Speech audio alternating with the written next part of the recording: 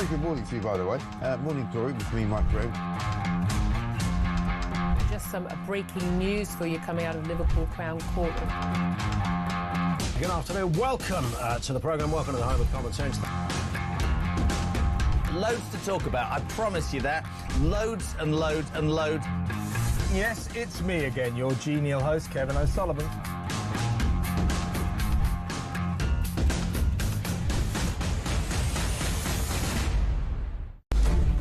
How realistic do you think a ceasefire is this week? There's a very good chance that we'll have a settlement, an agreement of some kind. We basically have... Across the UK, on DAB+, on your smart speaker, on your smart TV, and on your side. This is Talk.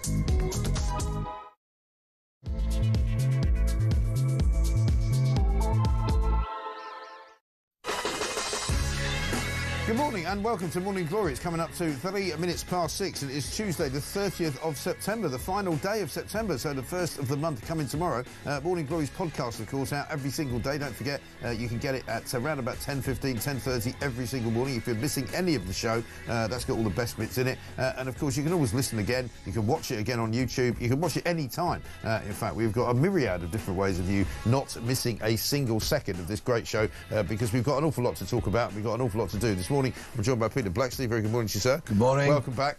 We will be running the line over all of the big stories this morning. To wit, in the Daily Telegraph, very much still dominated by Labour Party conference up there in Liverpool, where Keir Starmer and Mrs Starmer, pictured on the front page of the Daily Telegraph, seemingly having a great big laugh. They seemingly think everything's absolutely hilarious, going really, really well. Look at that. You know, how much fun are we having? This is a bloke who, even in his own party, is hated massively.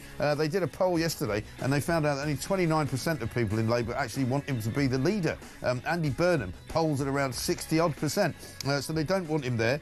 He's been talking about how rebuilding Britain will not be cost-free. Well, of course it won't be. I mean, you've got to get your free glasses, you've got to get your free donkey field, you've got to get your free, help with all the expenses that you've got. You've got to get your free suits, you've got to get your free private jets, you've got to get your free travel, you've got to get your free dinners, you've got to get your free entertainment. You know, nothing comes cheap for us if we're backing up this ridiculous Prime Minister. According to Sir Keir Starmer today, he's going to be saying basically the hard road lies ahead. He's going to be putting tax rises in. He's going to be trying to restrain spending. Rachel Reeves, the Chancellor, said yesterday that she was going to abandon a previous pledge not to oversee another major set of tax rises. And she's saying that she might go after you now if you've got private health care, which at the moment is VAT exempt. She's saying because you can't get seen by the NHS, if you happen to be stupid enough to go private and pay for it, she'll put VAT on as well. An absolute shower. Meanwhile, front page of the Mirror has got another ridiculous story. Starmer's NHS revolution. It says here, you can get access to a specialist doctor online. In a bid to cut waiting lists. Don't forget, this is the guy who tells you that he hasn't got 2 million, not 3 million, not 4 million, 5 million extra appointments on the NHS. Meanwhile, nobody's actually seen a doctor. According to this rubbish, NHS Online is going to be national renewal, and you'll be able to create 8.5 million appointments in 3 years by offering virtual chats with specialist doctors. I don't know. Is that going to be a sort of doctor bot? Are they going to go on strike? Meanwhile, Israel is apparently supporting a Trump deal to run Gaza. Donald Trump and Tony Blair are going to run it together. If that doesn't sound like a bad idea to you, I can't help you. And Rachel Reeves, on the front page of the Daily Mail, plotting an attack, as it says, on private health. J.K. Rowling, on the front page of The Sun, says that basically the Hermione Granger actress, Emma Watson, is not very nice. Simple as that, really. We'll bring you all that, plus more, right here on Morning Glory. A very good morning to you. We had some fun yesterday, Peter, with the old donkey noises. Good morning, Donna. We'll just play a few of them for you there because, of course, you know, I was going to ask you 2 questions. Have you ever owned a field full of donkeys? No. Have you ever had anything in a trust?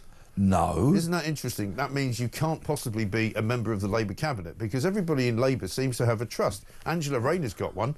Keir Starmer's got one, even though he says he hasn't. And I'm going to say, whenever I get a Labour sort of cabinet minister on, which won't be very often because they don't like coming on with me, I'll say to them, have you got a trust, please? Can you tell us? Because it seems to be very popular with politicians. Amongst all the socialists. Yeah, socialists, yeah. Socialists. Yeah, what you need that. is a trust to protect yourself from paying any tax. That's what you need. Yeah, good old socialists. Yeah, it's brilliant, isn't it? You can always rely on them, can't you? Absolutely. But, you know, when it comes to this donkey field story, I know it broke over the weekend. Yeah. Starmer, he always seems to be changing his story. He does. Yeah. Hee-haw, as they say in Scotland, when they say, what have you got? Nothing.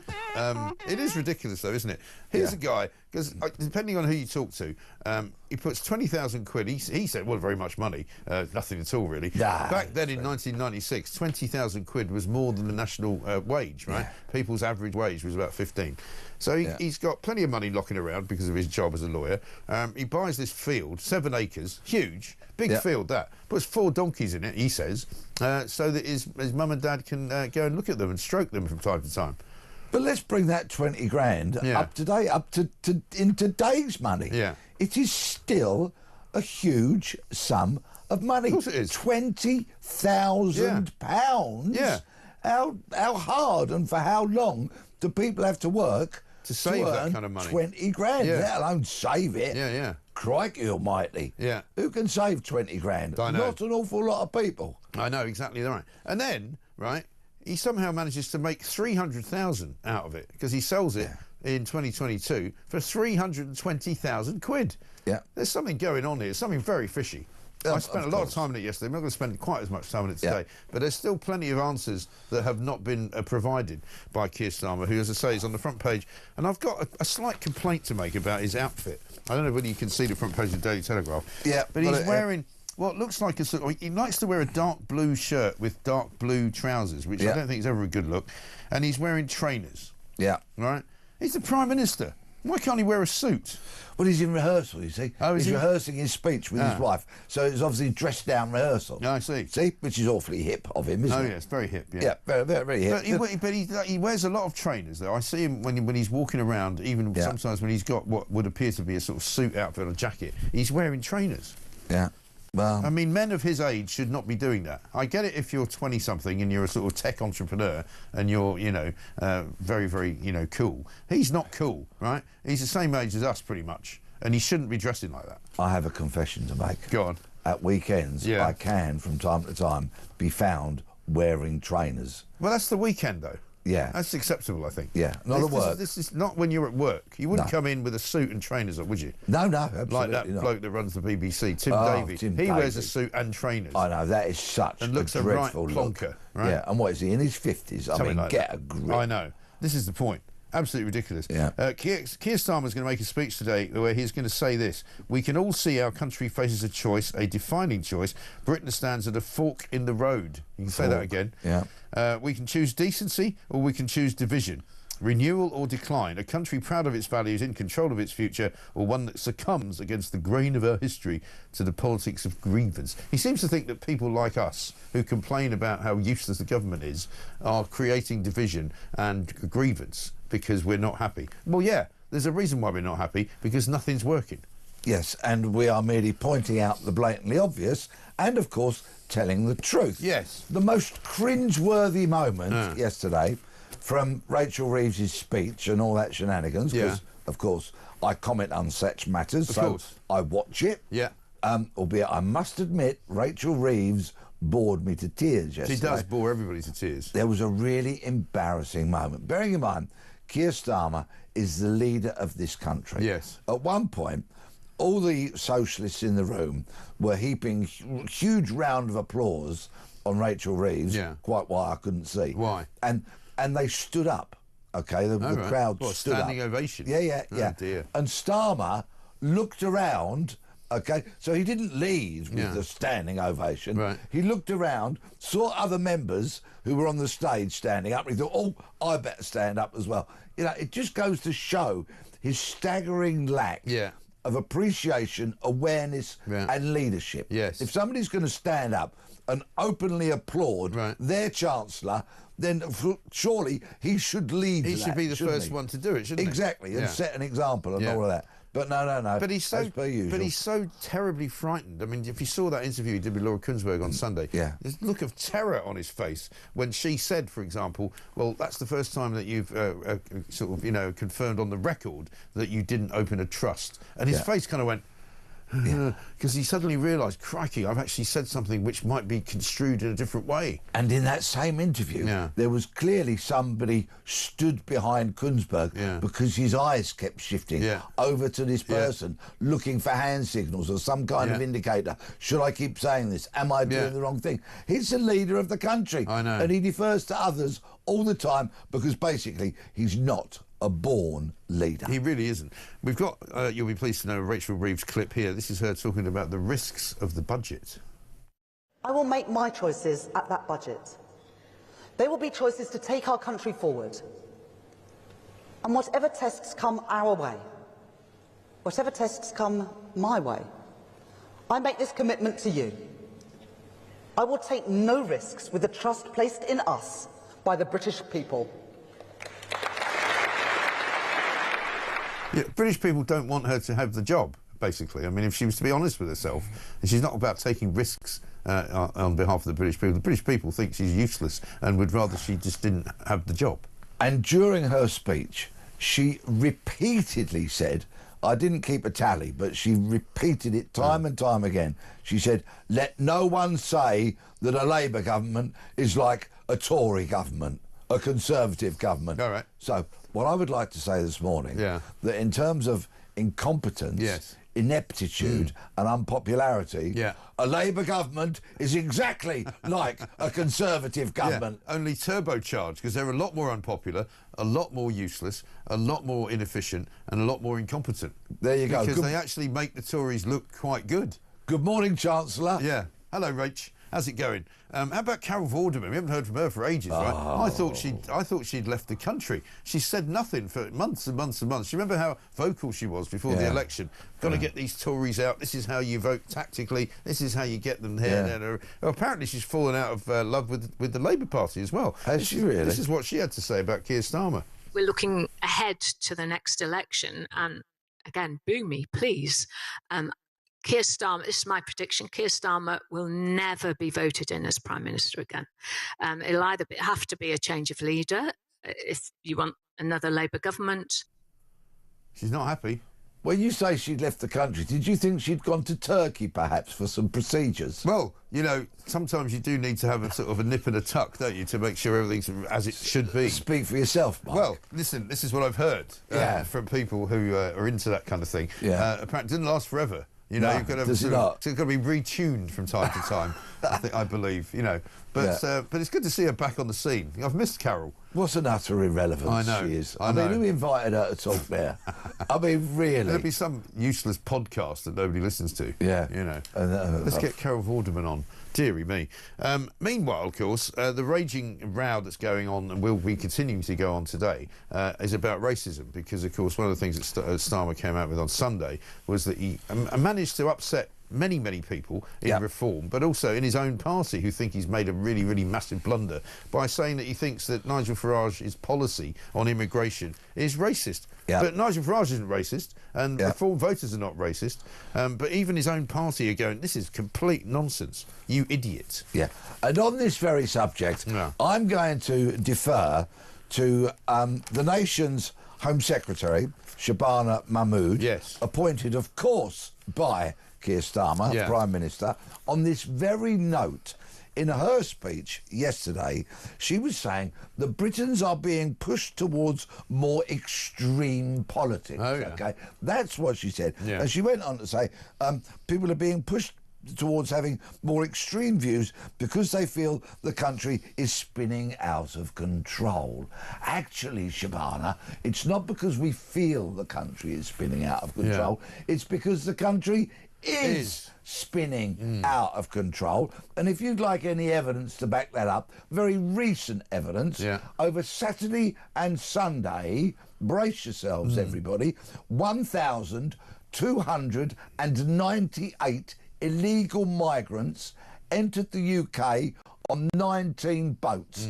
That was Saturday and Sunday when the wind didn't blow. Right. So there you have it, Shabana Mahmood. The country is spinning out of control. And those 1,200 odd people will now be ensconced in hotels, no doubt, up and down the country, having the life of Riley, eating nicely, drinking whatever they want, yes, and wandering about freely as if they owned a place. Fed and clothed by you, me, and the audience. And can you tell me, if you know, how many people went back the other way to France during that same weekend? Let me have a look as I rumble through government figures. Let's have a look. Yeah. I've got the clicker ready. Yes. Got the clicker. Yeah. Don't think we need it. Oh. I don't think we need it. Oh, no. No. Because I've got this vision of this guy standing at Heathrow with a clicker, Yeah. and he's standing there for a few days. Yeah. Click, 1. Yeah. And then a couple more days go by, click, 2. What a job, eh? What a job, just sit there all day long. He's got up to 6 now. They've got 6 out, right? Goodness me. In 2 weeks, 2.5 weeks, click. So we could say, actually, then, over the weekend, it was only a net 1,292. Yes, I'm afraid so. And now, the super dinghy, let's not forget the super dinghy. Yes, one of the boats had 125 on it, which is the biggest number ever. Yeah. They're going for the old Guinness Book of World Records here. Get the McWhirters on the phone. Yeah, indeed. Ross and Norris. Yeah, we managed to get 125 of the scumbags on the boat. Yeah, Roy Castle. Record breakers. Rest his soul. But listen, how about this? Rattled Prime Minister to renew attack on Farage as racism row splits the party. Here's Shabana Mahmood talking about the Unite the Kingdom rally. On the 13th of September, 150,000 people marched through London. They did so under the banner of a convicted criminal and a former BNP member. While not everyone was violent, some were. 26 police officers were injured as they tried to keep the peace. And while not everyone chanted racist slogans, some did. Clear that in their view of this country, I have no place. Yeah, so I think I'm right in saying 25 people were arrested at the that rally, which she's regarding as, criminal, basically. Yeah. And I'm told that not all of those who were arrested were actually on the side of the so-called far right. Yes, indeed. Some of them were, in fact, from the other side of the far left, right? Antifa antagonists. Exactly right. She's never made a speech about Notting Hill Carnival, as far as I remember. I can help the Home Secretary with a rewrite of that speech, should she need it. Yeah. On that day, a tiny percentage of idiots broke the law and assaulted police. Yeah. A tiny percentage, and in any event, far, far less in terms of numbers were arrested than, say, for example, at the recent pro-Palestine action protests, when on one occasion 500 were arrested, and on the latter occasion 900 were arrested, together with a number who assaulted police officers. Not all of them assaulted police officers, but a hell of a lot of them did. Yes. Not all of them were arrested, but a hell of a lot more of them were arrested than there were at the Unite the Kingdom rally. And in Notting Hill at the Carnival, I seem to remember, it was about 523 arrests, all sorts of sexual assaults. Luckily, nobody was killed. There was a couple of stabbings, and many police officers were injured. I mean, they just have this ludicrous idea of complete and utter, untruths that they speak. And I have spoken to a number of people that went to the march, which Mahmood was so disparaging about, and everyone that I've spoken to said it was a peaceful, joyous, wonderful outpouring I've had the same. Of pride in our nation. I've had the same. And an awful lot of people that I know well who went on that march, who are completely and utterly what you might describe as run-of-the-mill, straight down the middle, honest-to-goodness, hard-working British people who are not in any way even particularly right-wing. They just want to get their country back, and they want to stop being told that they can't wave a Union Jack whenever they want to. Yes, and I'm sure they were all hugely, hugely irritated, and I make no apology for repeating it, that on Saturday and Sunday of this weekend just gone, 1,298 illegal migrants entered the UK on 19 dinghies. And we're now paying for them to live here. And feeding them and clothing them. And, of course, whole heaps of legal aid money will go their way as they make appeals against asylum decisions, extradition decisions perhaps, and all of that. The cost that we get shown in the paper is minimal. Just the roof, the food and the clothes. The other costs are off the scale. Yeah, of course. And not to mention being ferried around in taxis hundreds of miles to see a doctor. Exactly. In case they've got something wrong with them. Yeah. How about this, though? This will wind you up. From Gaz. He said, Mike, I went out on my small inflatable boat near Windermere at the weekend. I got told off and fined 20 quid because it wasn't registered.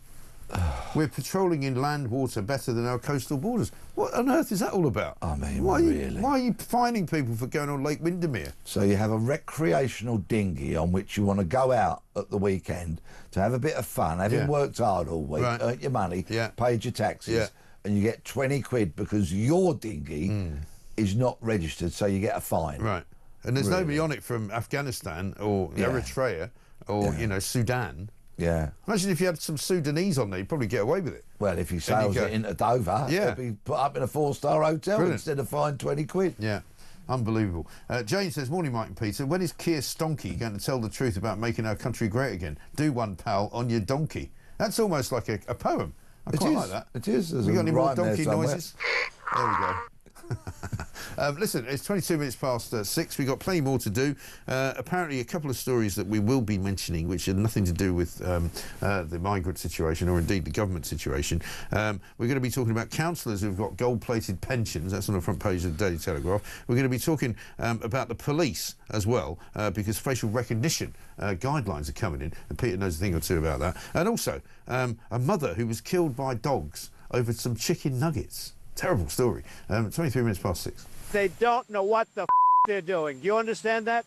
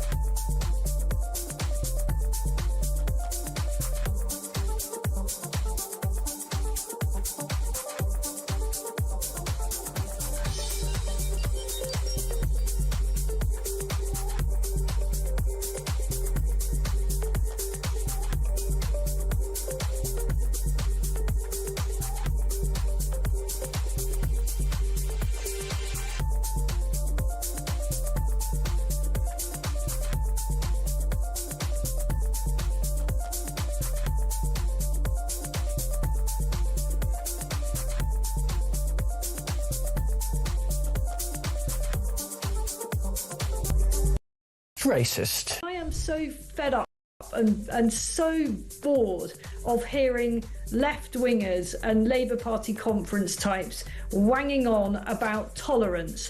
I'm not feeling at all tolerant, and neither is most of the country. We're fed up of being tolerant. We're fed up of having our tolerance exploited, abused, totally and utterly misused. This fetishization of tolerance.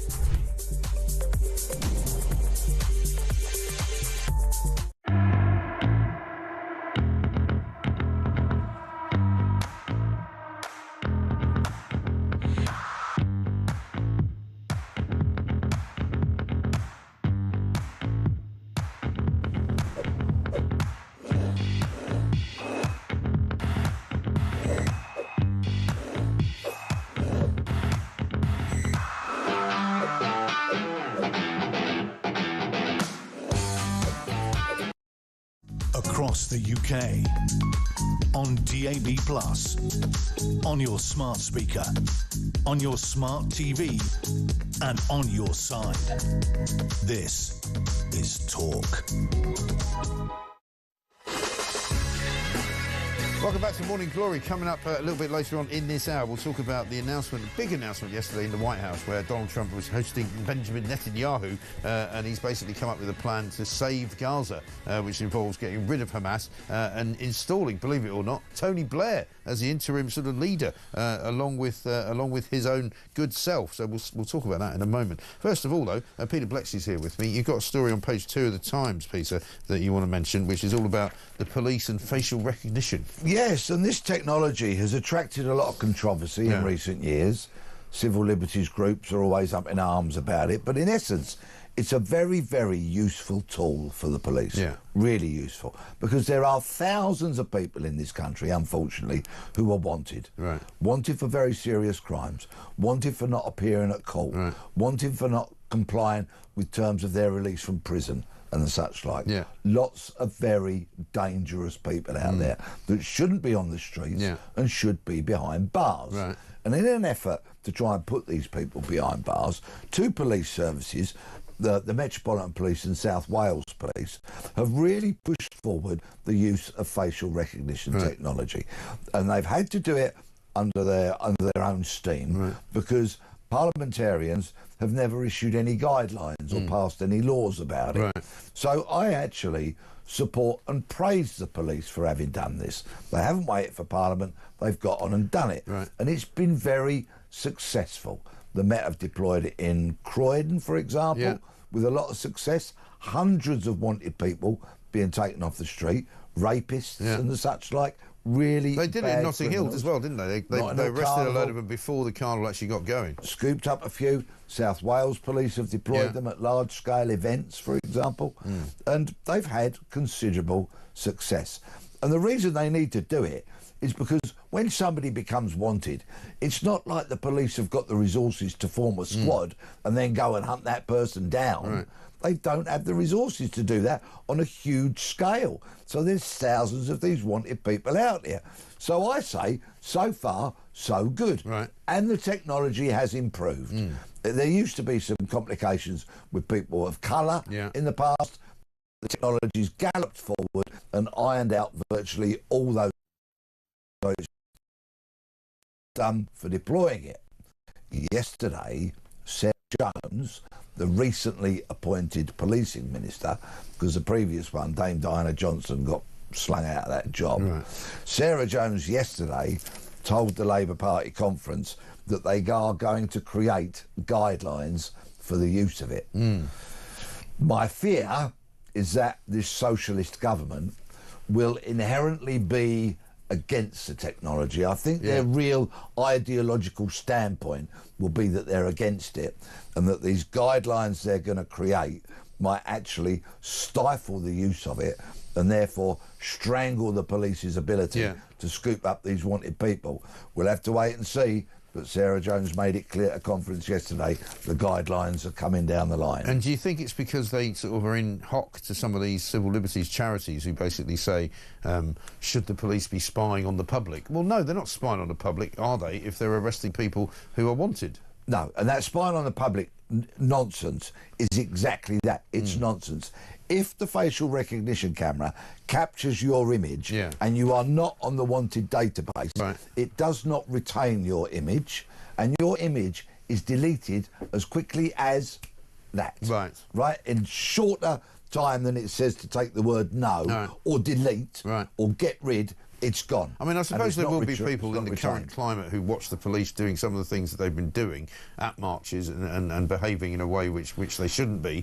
They might say, well, do we really want the police to have this kind of power? How do we know they're not going to go, you're nicked, Sonny, because we've got your facial recognition? It's just because they don't like what you're doing. No, well, that's not how it's set up. That's not how the technology is set up. And as you know, there is no more fervent critic of the police than me when they get it wrong, and they get it wrong repeatedly. And policing is in crisis, and it really needs to be gripped and sorted out. But in this regard, I like to give credit where it's due. They've done well. I just hope now the politicians are involved, they don't start mucking it all up. Yeah, I know, because they do have a tendency to do that, don't they? Let's a voice note from Mark about the Unite March. Yeah, good morning. It's Mark in Lancashire. Very interesting to hear Shabana Mahmood trying to paint the Unite the Kingdom rally as some type of violent far-right protest when there were only actually 23 arrests from up to 1 million people.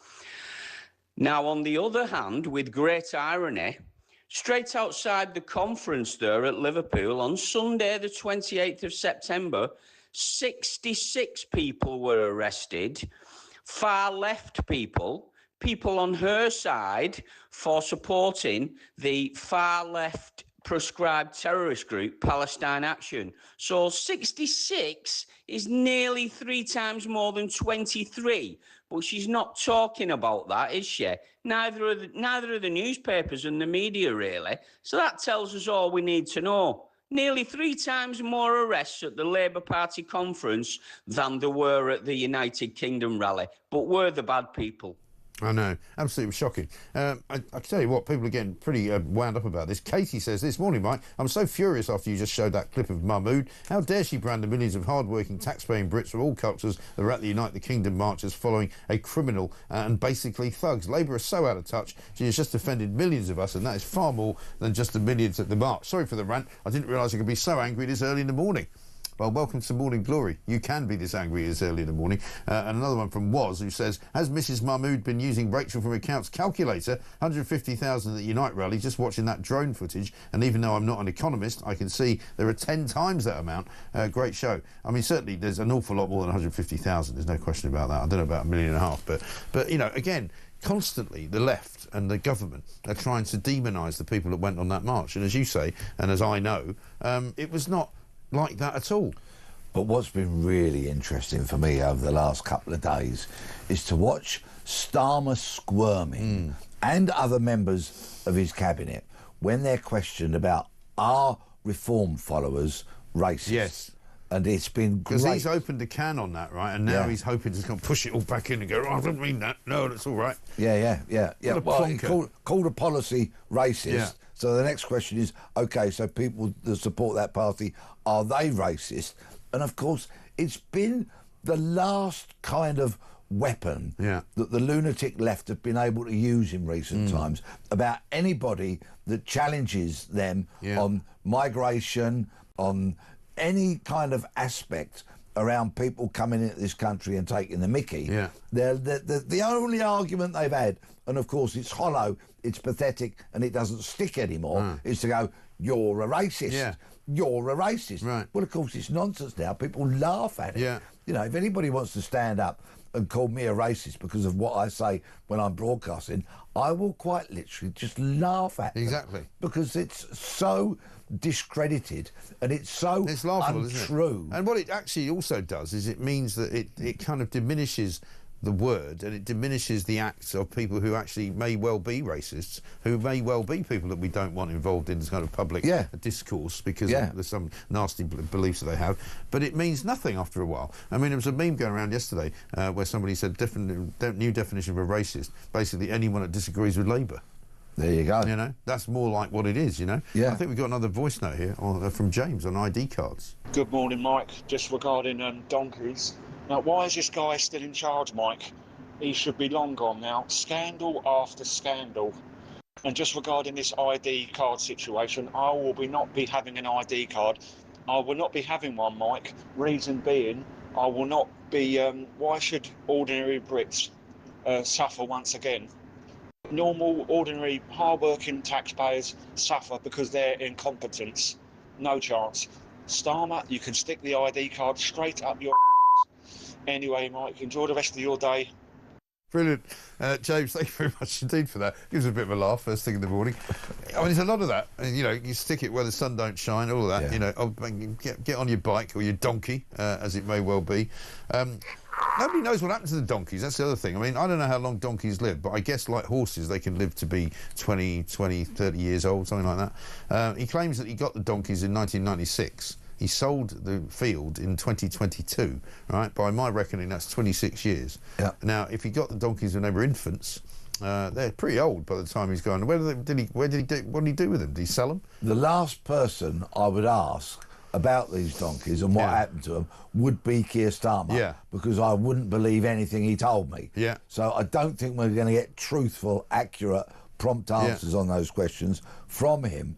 But with regards to what James said, and I completely agree that I think Starmer is manifestly unfit to run this country. Yeah. But imagine if this appalling government and the Labour Party and all the lefty lunatics oust him. Yeah. Imagine if they get rid of him. Then who next? Yeah, well, I mean, it certainly won't be Andy Burnham because He's not Andy an MP. Burnham, one, he's not an MP, and also he's also useless, right? But if you look at what actually was said about the poll yesterday, it's incredible because nobody actually wants Starmer to be in charge of the party anymore. I don't think I've ever seen a more unpopular Prime Minister in his own party, right?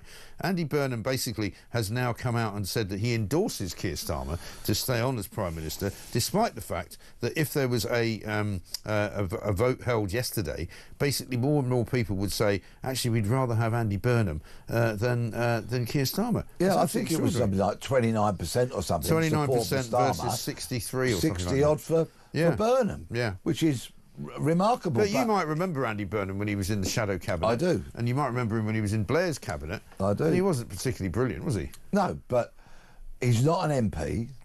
So if there is such rampant discontent, and I think we'll see more of this if we have local council elections next May, right, and Labour get absolutely trounced. Yes. We'll see the discontent grow. Because what we need to remember is that so many of these backbench MPs, backbench Labour MPs, who are now on 91 grand a year, couldn't earn anything like that out in the real world.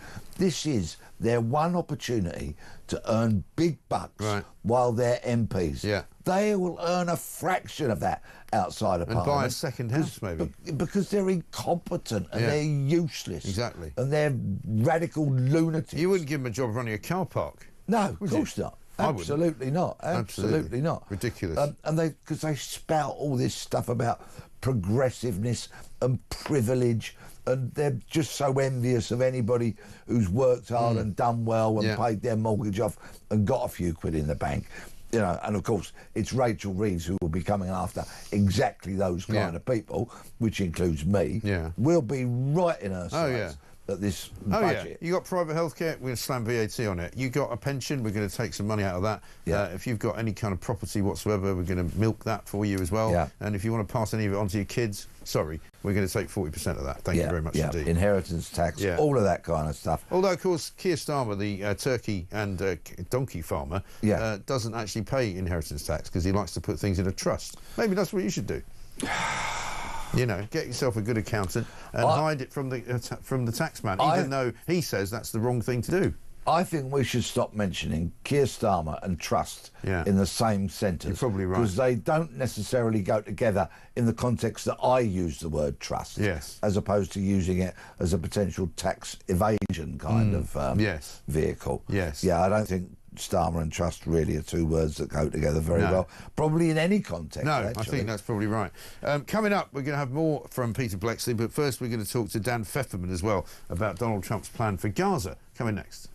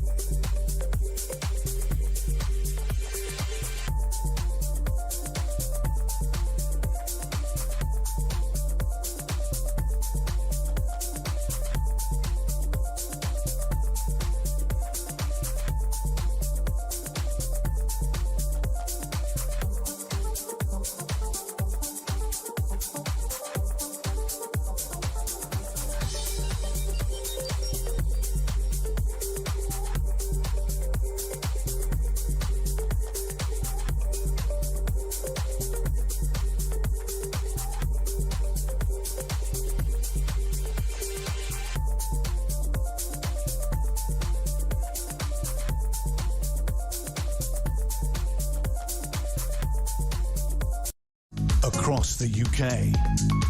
On DAB+, on your smart speaker, on your smart TV, and on your side. This is Talk.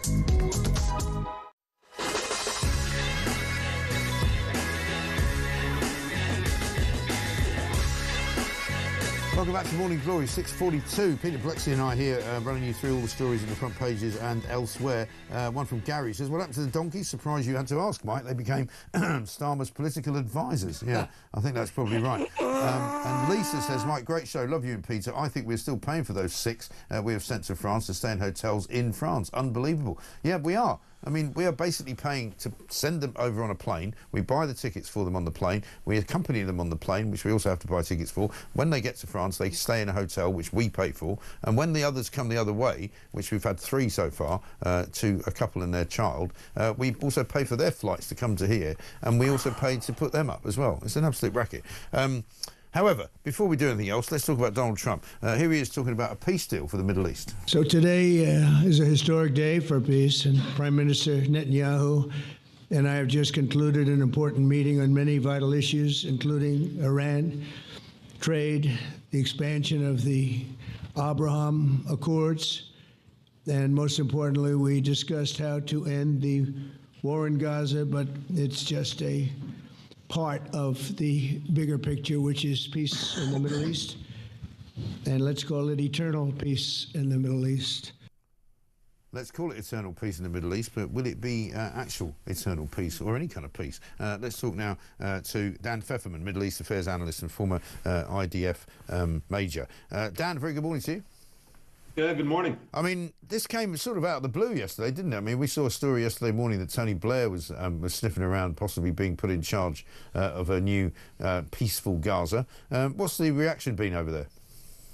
I think the actual wording of the press conference and the kind of language Trump was using, I would say, did come out of the blue. But the buildup was something that we've been paying attention to for the better part of a week. Yeah. The Trump administration has been hinting increasingly loudly to Israel over the last months, certainly over the last weeks, that it wants this war to wind down, that it's not seeing a real benefit from the latest Israeli incursion, which was meant really just to amp up the pressure on Hamas to accept the terms, the surrender terms that any vanquished foe in a conflict should accept. I think we should pay attention less to Trump's words of some kind of historic peace, a new Middle East, etc. And you should look at his tone. And the tone is much more sober. It's much more somber. And what we have here essentially is, I mean, the language is fine. The points of the agreement, the 21-point Trump plan that came out a few days ago, are solid and sound. And I think they should have been pushed out by the White House 2 years ago, or almost 2 years ago, right after the October 7th attack. The big problem we have here, Mike, is that Hamas hasn't accepted this yet. Right. And it's going to be very, very hard for myself or other Middle East watchers to see a scenario in which a fanatical jihadist entity, which is Hamas, accept an agreement that includes its own disarmament and banishment from Gaza and from power. And that's going to be really the crux here is, will Hamas agree to this? And then how do you implement? It's going to be very difficult to implement an agreement on the ground where Hamas gives up the hostages, the one leverage it has, and the arms that keep it in power, because essentially it's been acting like a complete mafia, a power-hungry mafia, for the 20 years it's been in power, but certainly for the last 2 years. Well, they'd effectively be voting for their own demise, wouldn't they, and their own destruction, so you can't really see it happening. Exactly, and so the question is, and the only way that I can see this playing through is if enough, and this is what I've been saying, I've said this on your show, I've said this on others, if the international community led by the United States and the main European players would have pressured Hamas from day one and made it clear that Hamas has absolutely no lifeline, no future in Gaza and Palestinian politics, we might have been able to reach this conclusion well over a year ago. The problem is that every time Hamas instigated a very devious PR campaign and everyone decided to pressure Israel rather than to pressure the party that instigated this entire war and the one who refuses to end it. So the only reason Hamas accepts this kind of plan is if it feels it has absolutely no choice, and if this is a live to fight another day moment for it, that it will try to regroup, it will try to rebuild, it will try to rearm, and it will try to launch more attacks. It has zero purpose in any kind of regional politics or in the Israeli conflict if it's not war, jihad, terrorism, and the eventual conquering of what it views as all of historic Palestine and eventually the Middle East. If it doesn't feel that it can do that, then it's not going to accept this plan.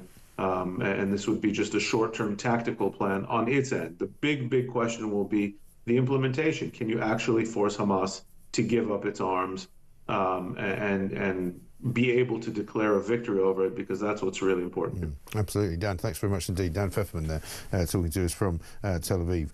He's, of course, Middle East Affairs analyst. I mean, it's hard to imagine Hamas going along with this, really, isn't it, Peter? I concur with every single word that Mr. Pfefferman just said. Yeah. Because I do not see this murderous terrorist death cult saying, OK, here's our weapons, we choose peace, we're going to comply. Right. I just don't see it. No. The sole reason they exist is to try and wipe Israel off the face of the planet. Yeah. So why on earth would they accept this plan? And also, you might say, having got the ridiculous backing of people like Keir Starmer and Emmanuel Macron and Mark Carney and other countries that have recognised Palestine as a state, effectively recognising Hamas as the government of that state, why would they stop now? All those weak, pathetic leaders Shocking. that have appeased a terrorist death cult. Yeah. Absolutely shameful. Starmer's worst politicking, I was going to say ever, but there's so many up there. Yeah. Just absolutely abysmal. And such a deep insult to every Israeli, and how to reward terrorism in one easy lesson. Absolutely appalling. No, and I think that when Mr. Pfefferman picked up on what was a pretty sombre tone from Donald Trump yesterday, I think probably deep down he realises that this is not going to succeed, and therefore maybe they're trying to get their excuses in early for that moment when Hamas say, you've got to be kidding, which will allow the Israelis, they will see, to go for that final push to try and once and for all... you say, well, you had your chance. ...vanquish Hamas. Because sometimes in battle, in war, and we know this, our great nation knows this, America knows this, sometimes it is not sufficient to beat an opponent. You have to vanquish them. You have to absolutely wipe them out. And let's look at the Second World War, for example. The fanatical Japanese who were just never going to surrender. Some argue they were about to, but anyway, that's for historians to battle over. The reason that 2 nuclear bombs were dropped on Japan was because of that fanaticism that couldn't be defeated through conventional warfare means. They had to be vanquished.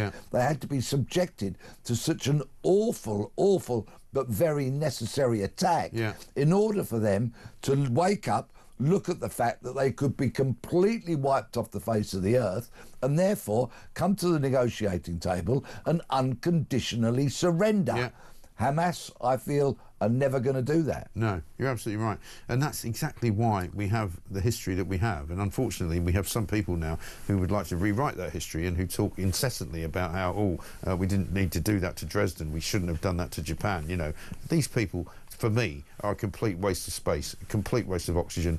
You know, I'm not interested in hearing from them, you know, because they basically try to explain away these death cult type people who just need to be, as you say, wiped off the face of the earth. And those who would rewrite history are actually a lot worse than what you say, may I suggest, because they are dangerous. They infiltrate the minds of the young and the impressionable, and they infiltrate the lunatic left of the Labour Party. Socialists like that will lap all of that kind of rewriting of history up. Just lap up that nonsense. And so we're the bad guys suddenly. Believe it to be true, and then push it forward as if it was some kind of legitimate version of history. They're a danger. The lunatic left are incessantly a danger. Socialists are a danger. Yeah. They love spending other people's money. Yeah. We have to wake up and realise we're the threat to a growing nation that could have growth in its economy, a happy, stable kind of nation that believes in justice. Yeah. And by justice, I mean, if you work, you get paid well. If you're a dosser, you're on your own. Yeah. All those kind of things, which really cut to the very essence of Britishness, a sense of fair play. It's just not cricket. You know what? People coming into the UK on dinghies and being put up in hotels and everything else they get. It's just not cricket, to use that wonderful expression, which really encapsulates and sums up the British sense of fair play. Right. And we're not seeing it. We haven't seen it for years, and that's why so many people are rising up, looking elsewhere to put their X on the box and vote for others. Exactly right. And Labour keeps saying this week at their conference, you know, it's about Labour. We're all about fairness, and Britain's all about fairness. Well, yeah, it is, but that's why people don't like what you're doing. It's as simple as that. Johnny Rugby's written a little ditty for us. Morning, Mike and Peter. He says, there once was a field with some donkeys owned by an idiot called Keir. He sold it for a profit and made money off it, and now he's saying, oh dear. Very good. Very good. We'll be back after this.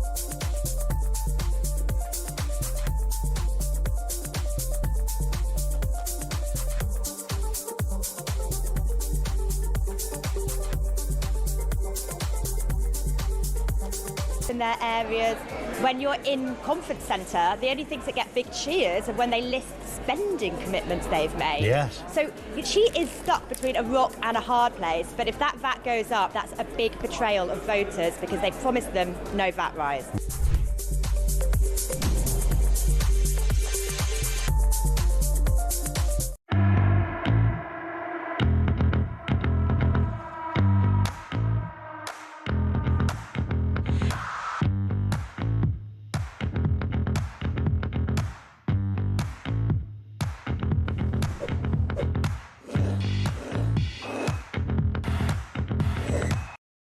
Across the UK, on DAB+, on your smart speaker, on your smart TV, and on your side. This is Talk. Welcome back to Morning Glory. It's coming up to very nearly 7 o'clock. We've got a few minutes left. Peter Blexley and I here running through the stories in the front pages and elsewhere in the papers today. A couple of things to talk about. One is this plan to get the youth back to work. They announced it yesterday, didn't they? Yep. Rachel Reeves was going to talk about giving, a youth guarantee to 18 to 21-year-olds. They'll all have a job if they want one, except, of course, if they're suffering from anxiety. Right, and let me talk about neurodivergency and young people.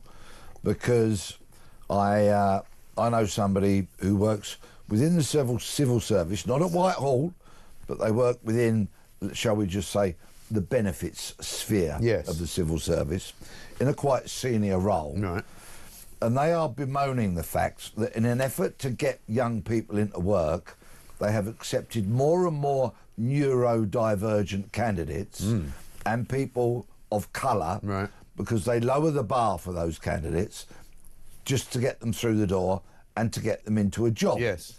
What is happening now is when they employ 2 or more, which they are under pressure to do, neurodivergent young people, they come into the office, they kind of cling together, and what is happening is that their behaviour is worsening because they're feeding off each other. Yes. And it's got to the point now whereby when they're not candidates anymore, they're employees, they flock together, they have to actually separate them from the main workforce, so this benefits no one. Right.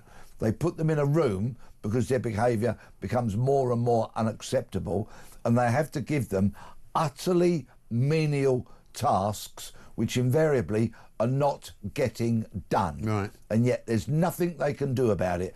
Managers can't go in and forcefully manage because they claim, I'm neurodivergent, off we go to a tribunal. And this source of mine said, it's an utter folly. I want young people to work. I don't want people sitting at home saying they're anxious and they're depressed and such like. I don't want that. I had mental health issues myself. It's a matter very close to my heart. But you know what? We really need to get a grip here. We really need to grasp this. Yes, young people into work. Yes, opportunity for young people.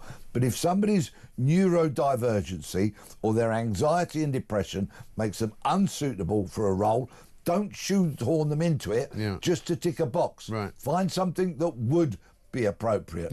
Maybe something that is a manual job, for example, whereby repetition is actually something that's good for them. They know what they're doing. Because at the moment, this kind of this quota setting and this box never ticking good, is it? is not doing anybody any favours. No, and it never does. Absolutely doesn't. Peter, good to see you. Thank you very much indeed. Something we'll talk about coming up on the rest of the show.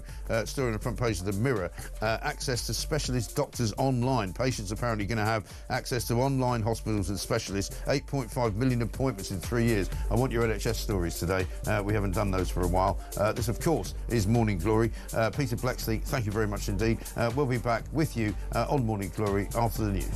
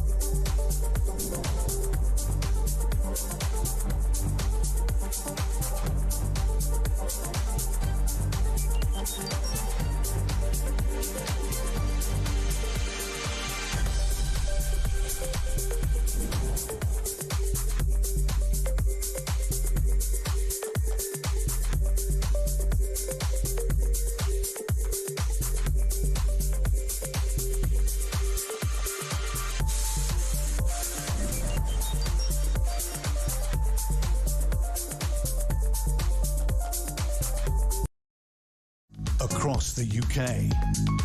On DAB+, on your smart speaker, on your smart TV, and on your side. This is Talk.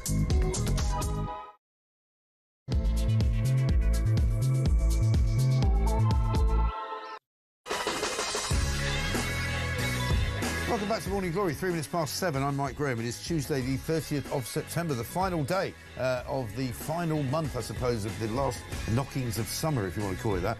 We are now very firmly in the autumn of our years. We are very firmly as well stuck in the middle of Labour Party conference up there in Liverpool. Keir Starmer making his big speech today, of which he's going to talk about how we have to make a choice between division and renewal. And of course, he'll be telling us all how dangerous Nigel Farage is and how dreadful Reform are. It's having no effect, by the way. Reform poll ratings keep going up. It's only Keir Starmer's ratings keep going down. You know, in fact, only yesterday, a poll of his own party said that only 29% of people think he should be running it, and 63% of people think Andy Burnham should be having a go. Andy Burnham, of course, is folded like a deck chair on the Titanic, as they always do. He's been told to shut up and sit down and stop talking about trying to run for leadership of the party, and he's come out and said, of course, he backs Keir Starmer because he is the only true leader of the Labour Party. But it's all going from bad to worse, it has to be said. You got Shabana Mahmood yesterday talking about paying the price if we fail on small boats. Well, let me tell you something, Shabana. You're already failing on the small boats. We've had, as we heard from Peter Blexley there, 1,200 plus people coming over in the last weekend alone because the weather was reasonably good. 56,723, you can see there on the Migrant tracker, who have come to this country illegally since Keir Starmer was Prime Minister. Since the beginning of this year, January 2025, 33,481 have come. And it's absolutely and utterly ridiculous to make out that the Labour government are going to do anything to stop the small boats. Do you know how many have gone back so far to France under the one-in, one-out scheme? 6. That's right. More than 3,000 people have come here in September alone. 6 have gone back to France. So it's an absolutely failed scenario. Absolutely and utterly hopeless. Ridiculous. Coming up, though, we've got lots of other stories as well, apart from what's going on at the Labour Party conference. Front page of The Sun today has got a bit of a fist fight going on between J.K. Rowling and Emma Watson. Emma Watson, of course, the star of the Harry Potter franchise. Harry Potter author J.K. Rowling yesterday launched a blistering attack on Emma Watson for criticising her over trans issues. She accused the Hermione Granger, actress 35, of trashing women's rights and pouring petrol on the flames at the peak of death threats against her. And J.K. Rowling's not pulling any punches. Inside, on pages 4 and 5 of The Sun, there's yet more of it. Basically, it's got Expelliarmus Ignoramus, J.K.'s scathing statement. She put out a 600-word statement in which she basically had a go completely and utterly at Emma Watson. Emma Watson, of course, quite rightly, has come out and tried to make peace with J.K. Rowling, but has failed, I'm afraid. Emma is rightly free to disagree with me, says J.K., and indeed to discuss her feelings about me in public, but I have the same right, and I finally decided to exercise it. So good for J.K. Rowling. We've got lots of other stuff going on. We'll bring you all of the conversations we're about to have coming up. You can send us a voice note, 0344 499 1000. This is Morning Glory. And let's have a look at some of the other stories on the front pages of the papers as well.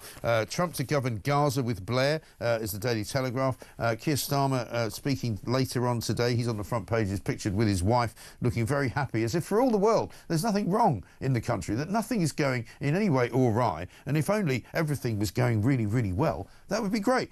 So Keir Starmer will today say that his plan to rebuild Britain will not be cost-free.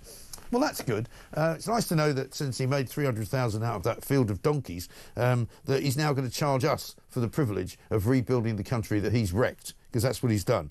Basically, Rachel Reeves yesterday also abandoned a previous pledge not to oversee another major set of tax rises, saying that she might have to put up VAT, and she might have to put VAT on things which previously did not have VAT on them, including private healthcare.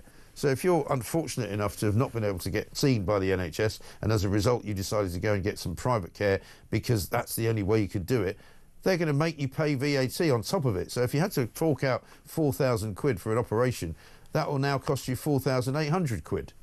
That's nice, isn't it? These people just don't know what they're doing. Let's talk to Quentin Hunt, criminal defence lawyer, because we wanted to ask him about what goes on basically, in the world of trusts. When you actually are somebody like Keir Starmer and you take a field that is out behind your parents' house, 7 acres, you buy it for 20,000 quid back in 1996, you put some donkeys in it, and you then let the donkeys roam around for free. Apparently they live for 25 to 30 years, generally speaking. And then in 2022, 4 years after your parents have died, I don't even know if the donkeys are still in there, you sell that particular piece of land for 320,000. Now, people have said to me, actually, if he sold it for redevelopment, he's been done, because he could have got a lot more than that. So there's a lot of questions. And of course, one of the things that he said was that he did not put that field into trust, even though he said it was a gift to his parents. It wasn't, because he didn't gift it to them. He loaned it to them. And so let's find out from Quentin precisely what he can tell us about this particular strange set of arrangements. Quentin, very good morning to you.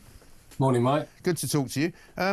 I've spoken to a few tax lawyers who have explained to me what this kind of implied trust business is. Because when Keir Starmer yesterday or Sunday said to Laura Kunsberg, I didn't create a trust in order to make this happen, he was sort of right in a way, but in a way he was also wrong, because I'm told that when you do what he did, that kind of creates a trust all of its own, kind of automatically.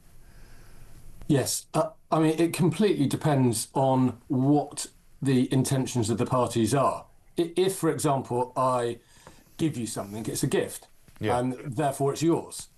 If I lend you something, if I let you borrow my car for a couple of weeks, it's mine. I've let you borrow it. But in law, if you split the legal title and what we call the beneficial interest, i.e. the right to use it in an unfettered way, then that creates a trust, whether you like it or not, to be honest.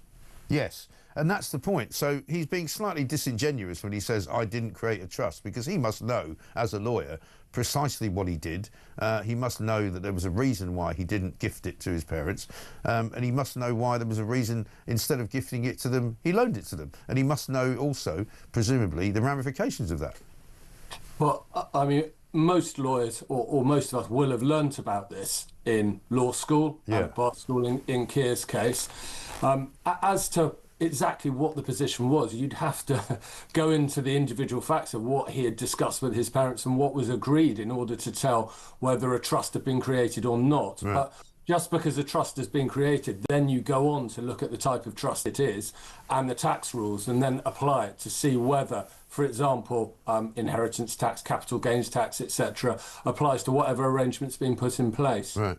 Because what we were told was, if he had given it to his parents, or he had gifted it to his father, for example, it would have made his father's estate, which ended up being worth about 300 and something thousand, worth double that. It would have been worth 600 and something thousand, which would have then effectively made him liable for, in some form, an inheritance tax hit.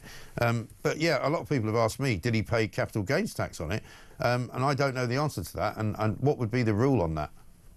Well, from what I've read, he did pay capital gains tax on it when he disposed of it.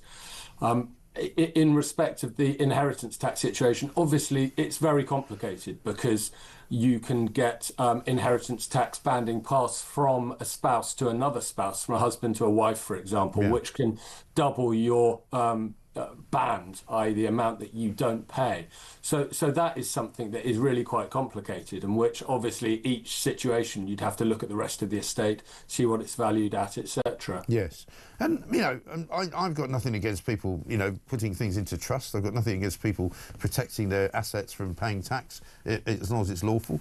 I just think that a lot of people were slightly shocked that, you know, this government, which talks a lot about people who avoid tax being bad people, even though they're doing it legally, that they're also doing it. Well, yes. I mean, this government, in common with other governments, has really cracked down on what they see as tax avoidance, effectively, as opposed to tax evasion. Yeah. But you know, the Labour government has been at pains to try to close any loopholes on tax avoidance, as far as I've seen. And if this is a tax avoidance measure, then it could be seen as somewhat hypocritical. Well, quite.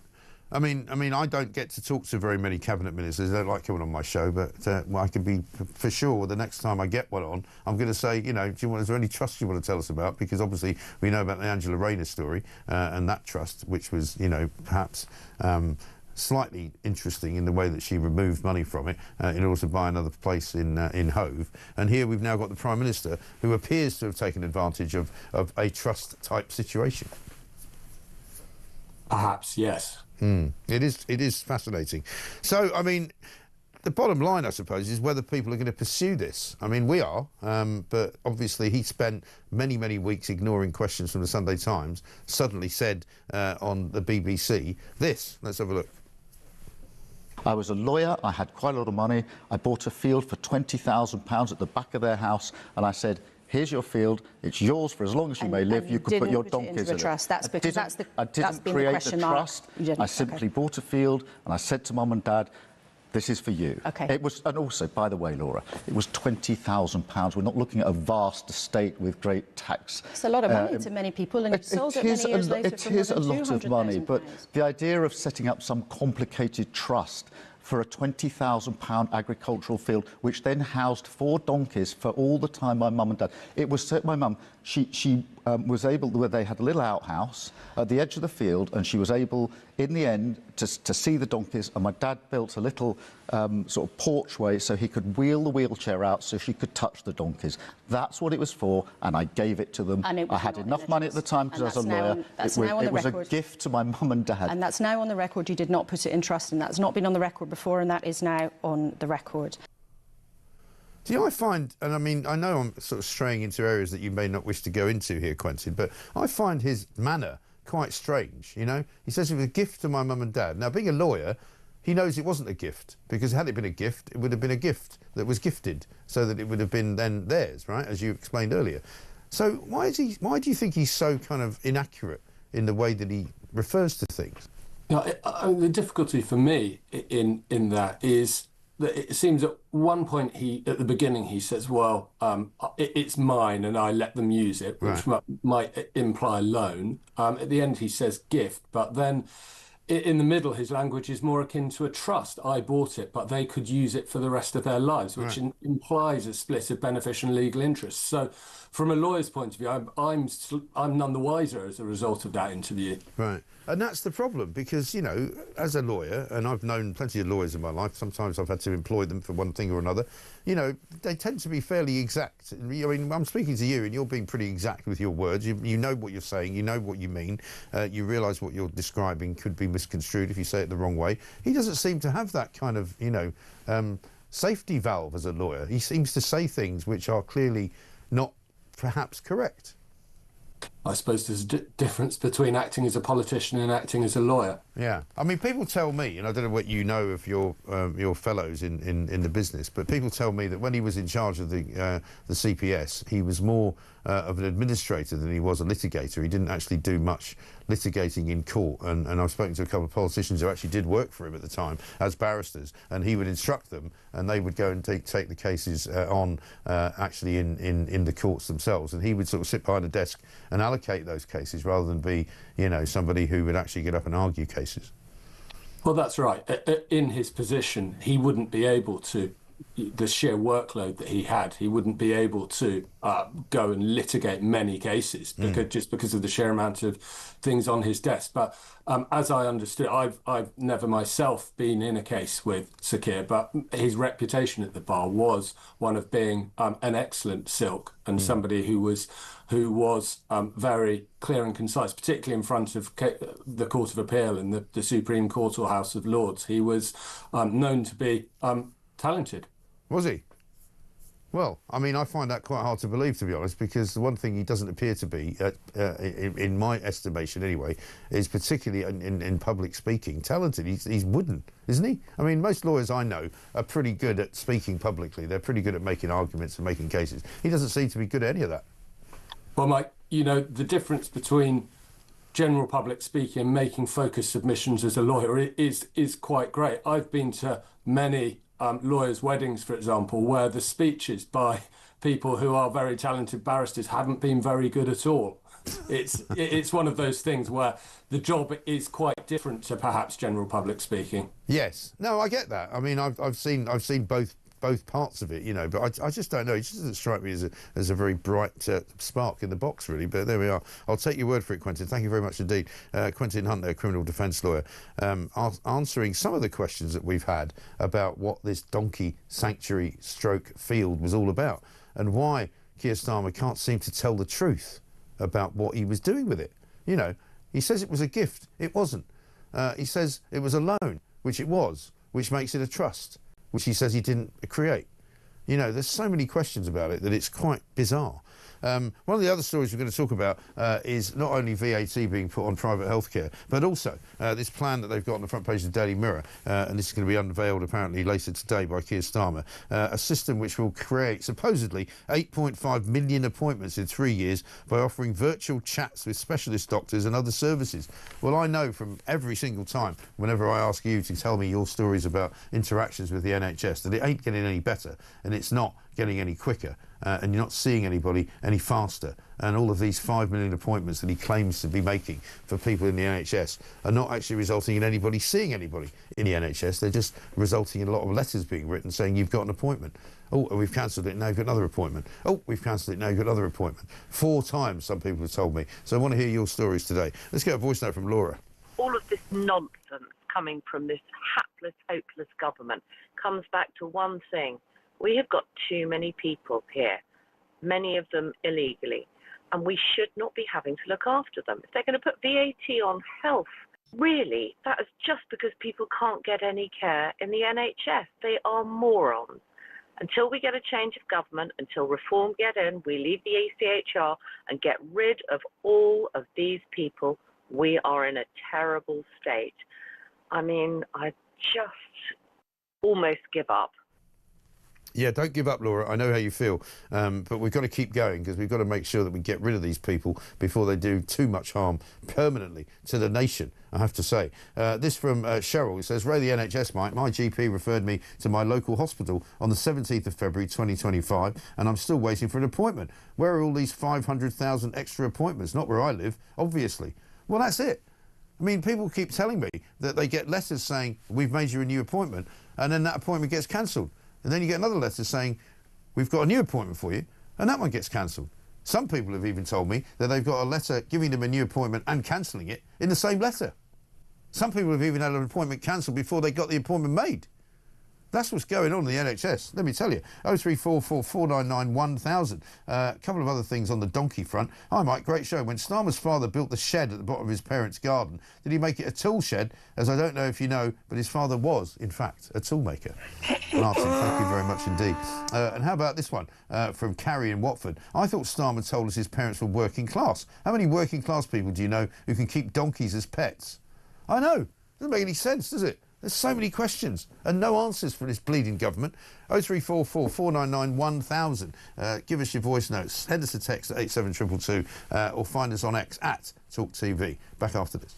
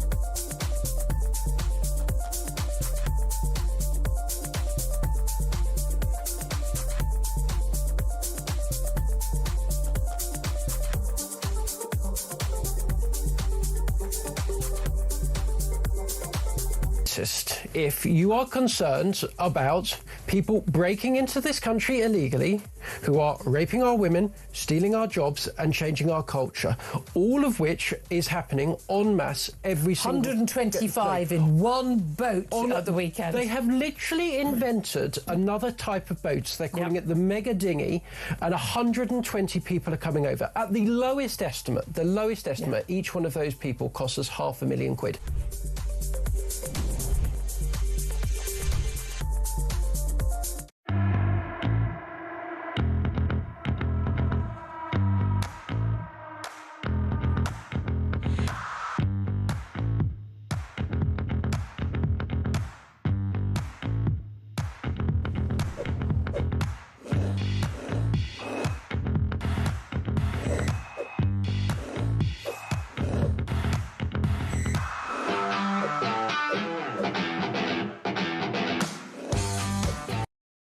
Across the UK, on DAB+, on your smart speaker, on your smart TV, and on your side.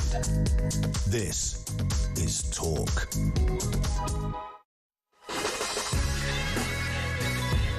Welcome back to Morning Glory, 7:24. I'm Mike Graham. This, of course, is the home of common sense, the one place where you can get the truth, the whole truth, and nothing but the truth. Sue from Essex says, "Hi, Mike. Great show as always. When Nigel Farage talks, he's talking to you. When Starmer talks, he's talking at you like a bloody dictator, which he is. I can't wait for this government to be gone. So far, Reform supporters have been branded far-right thugs and now racists. What next?" Yeah, I know. We've got some clips for you to play you, because let's have a look at this is, of course, the Home Secretary, Shabana Mahmood, who keeps getting described as, you know, somebody who's very tough, going to crack down on the old small boats, except she hasn't, has she? Ever since she's been in fact, the number of people travelling here on small boats has actually increased. They had one actual big boat, 125 people on it, an absolute world record super dinghy that came in on Saturday alongside several other boats that counted up something like 1,247 or something migrants coming in one day. But let's have a look at what she said about how we can't ignore what she calls the far right. On the 13th of September, 150,000 people marched through London. They did so under the banner of a convicted criminal and a former BNP member. While not everyone was violent, some were. 26 police officers were injured as they tried to keep the peace. And while not everyone chanted racist slogans, some did. Clear that in their view of this country, I have no place. You've got no place being a Home Secretary. You're going to be very good at it. This from Shane in Bournemouth. He says, "Morning, Mike. I was at the United Kingdom march as a mixed-race, white, black, Caribbean, and not once did I encounter any racism, nor did I hear of any, and the only reason there was any violence is because the police marched angry, violent, far-left activists to where we were." Thanks, mate, says Shane. Let's have a look at what Nigel Farage says in response. So it's the Labour Party conference, and they're in a state of absolute blind panic about how well we're doing. We're massively ahead of them in the polls. They know it. So, according to Keir Starmer and Rachel Reeves and Bridget Phillipson, if you think young men that illegally cross the English Channel should be detained and deported, you're racist. If you think it's wrong that 1 in 6 people today on universal credit are foreign-born, with that number set to go through the roof because of the Boris wave, you're racist. In fact, if you even criticise any element of the immigration policies of the last 2 governments, you're racist. Yeah, and of course, one of the things that's not happening is it's not cutting through. What Labour are accusing Reform of, and what Labour are accusing Reform voters of, is actually turning more people to Reform as opposed to away. Because we get every single day a story like this one. And this one is about an asylum seeker from Kuwait, whose name is Fahad al-Inazi. He's 31 years old, right? He sent sexual messages to an undercover investigator who was posing as a teenage girl. Despite the decoy saying that they were aged 14, al-Inazi continued to ask for photos in August of last year. He asked her whether she liked sex and said they could have a relationship together and he could teach her everything. He was in court recently. The prosecutor said he had been sending sexually explicit messages to a 14-year-old decoy child. Al-Inazi was arrested and he told the officer, "I didn't know I was doing anything wrong. I didn't know I was doing anything wrong." He's from Kuwait. Guess where he's living? In a migrant hotel in Liverpool. He was confronted by a group called Witness Parents Against Predators, a paedophile hunting group, in September of last year. At Warrington Magistrates Court on Friday of last week, he admitted attempting to engage in sexual communication with a child. But he didn't know that was wrong. Who are these people? How can you come from any country in the world and think that it's okay to have a sexual relationship with a child? He was sentenced to 8 months in prison, but it was suspended for 24 months. He was ordered to complete 300 hours of unpaid work and 25 rehabilitation activity days. Al-Inazi was issued a sexual harm prevention order and ordered to sign the sex offenders register for 10 years. He was told to pay £272 in costs and a surcharge. The JP in question told him, "You are very lucky today not to go to immediate custody. In this country, we take these offences seriously. You should be truly ashamed of yourself." Ashamed? Why is he not locking this bloke up? He's trying to have sex with a 14-year-old. He's trying to cajole a child into having a sexual relationship with him because he didn't think he was doing anything wrong. And according to the judge in the case, he should be ashamed of himself. So presumably, he's gone back to his migrant hotel in Liverpool. He can maybe pop down to Labour Party conference while he's there, see if there's anybody fancies down that neck of the woods. What is wrong with the judicial system in this country? I'll tell you what's wrong with it.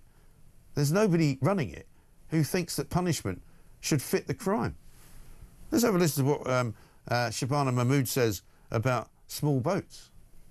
When people see small boats arriving on our shores, they see a country that has lost control. When they hear of widespread illegal working, undercutting British workers, they feel the system is rigged. And when they see crime unchecked on unsafe streets, they feel fearful.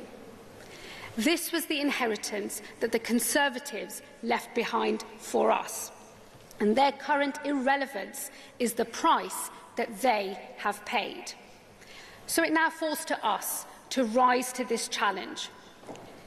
If we do not, our vision of an open, tolerant and generous country will wither. And where we fail, others will succeed. And of course, they blame the Tory party for the last 14 years. You know, there's no reason not to give the Tories a hard time, that's for sure. But since Shabana Mahmood has become the Home Secretary, a record number of migrants have come to this country and only 6 have been deported. So I'm afraid she really doesn't have a leg to stand on.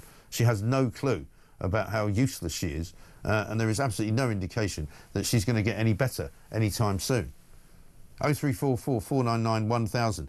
Thank goodness for your sense of humour, says Tracy in Staffordshire. A lady I know has gone for a knee replacement in Spain as the NHS and private system in this country can't do it for over 2 years. The NHS is 2 years and it's 1 year to go private. So neither system is working. Well, one of the problems now, of course, is so many people are using private healthcare that it's actually now getting clogged up almost as much as the NHS is. Unbelievable. On the subject of donkeys, good morning, Mike, says Lynn in a rainy Costa Blanca. Starmer says he didn't create a trust. Was it already there?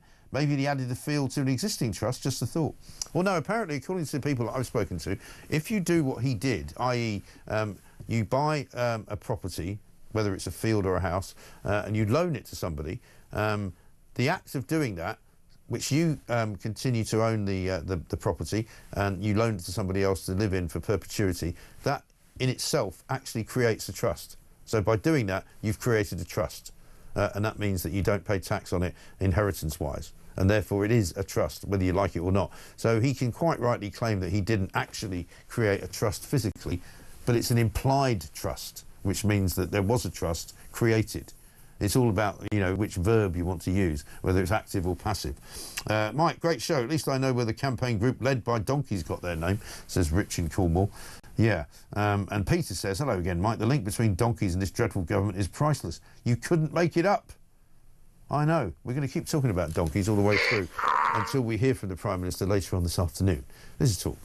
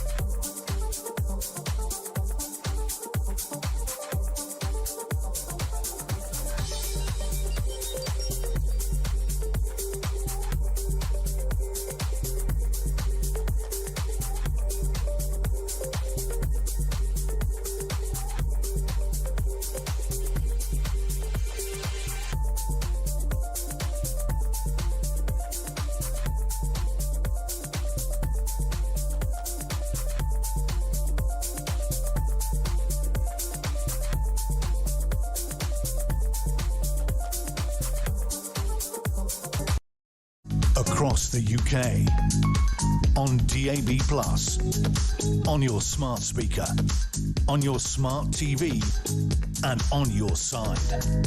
This is Talk. Welcome back to Morning Glory, 7:35. I'm Mike Graham. This, of course, is the home of common sense and the one place to get the truth, the whole truth, and nothing but the truth. Graham in Wrexham says, Mike, I know there's a job shortage, but bloody hell, Tony Blair's getting a bit desperate, isn't he? Yeah, apparently he's going to run Gaza, according to Donald Trump, although Hamas may have something to say about that. One from Lynn in rainy Costa Blanca. Starmer says he didn't create a trust. Was it already there? Maybe he added the field to an existing trust. Oh, yeah, we did that one already. Yeah, no, it looks to me as though this trust didn't exist before he bought the field, but he bought the field knowing that having bought the field and then loaning it to his parents, that would in fact create a trust which would in fact protect him from paying in any way inheritance tax. A lawyer we just spoke to earlier said that he believes that Starmer may have paid capital gains tax on the property, having made £300,000 in a relatively short order. But we'll investigate some more because there's clearly a lot of questions that remain unanswered about this whole business. Nobody knows what happened to the donkeys. Nobody knows what happened to the field after he sold it. Whether it was built upon, whether it was used for repurposing. Because all of those questions are important. People have said to me, if he was actually selling it for redevelopment and he was selling it for houses to be built on it, it would have been worth millions, not 300,000, but literally millions, which he didn't appear to get. On the facial recognition front, Dave says this, morning Mike and Peter, I don't have a problem with facial recognition being used, but what worries me is more and more wearing face coverings at these protests. I think that's a good point. And Paul from Manchester says, good morning Mike, I'm all for facial recognition being used, as well as criminals that could detect lost or missing people. Very possibly so. Let's talk, though, now to Julia Atherley, Home Affairs correspondent at The Sun, because we were looking at a big spread in the Sun today. Migrants will have to contribute or leave Britain because it says here, hard Labour. Prime Minister says he'll get tough on migrants and welfare and warns some in his party won't like it. We heard from Shabana Mahmood yesterday. We'll hear from the Prime Minister today.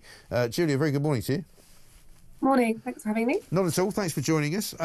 I mean, this is the sort of the new face of reformed Labour, and I use that word advisedly because they clearly, while at the same time as accusing Reform of being a party with racist policies, are adopting most of them.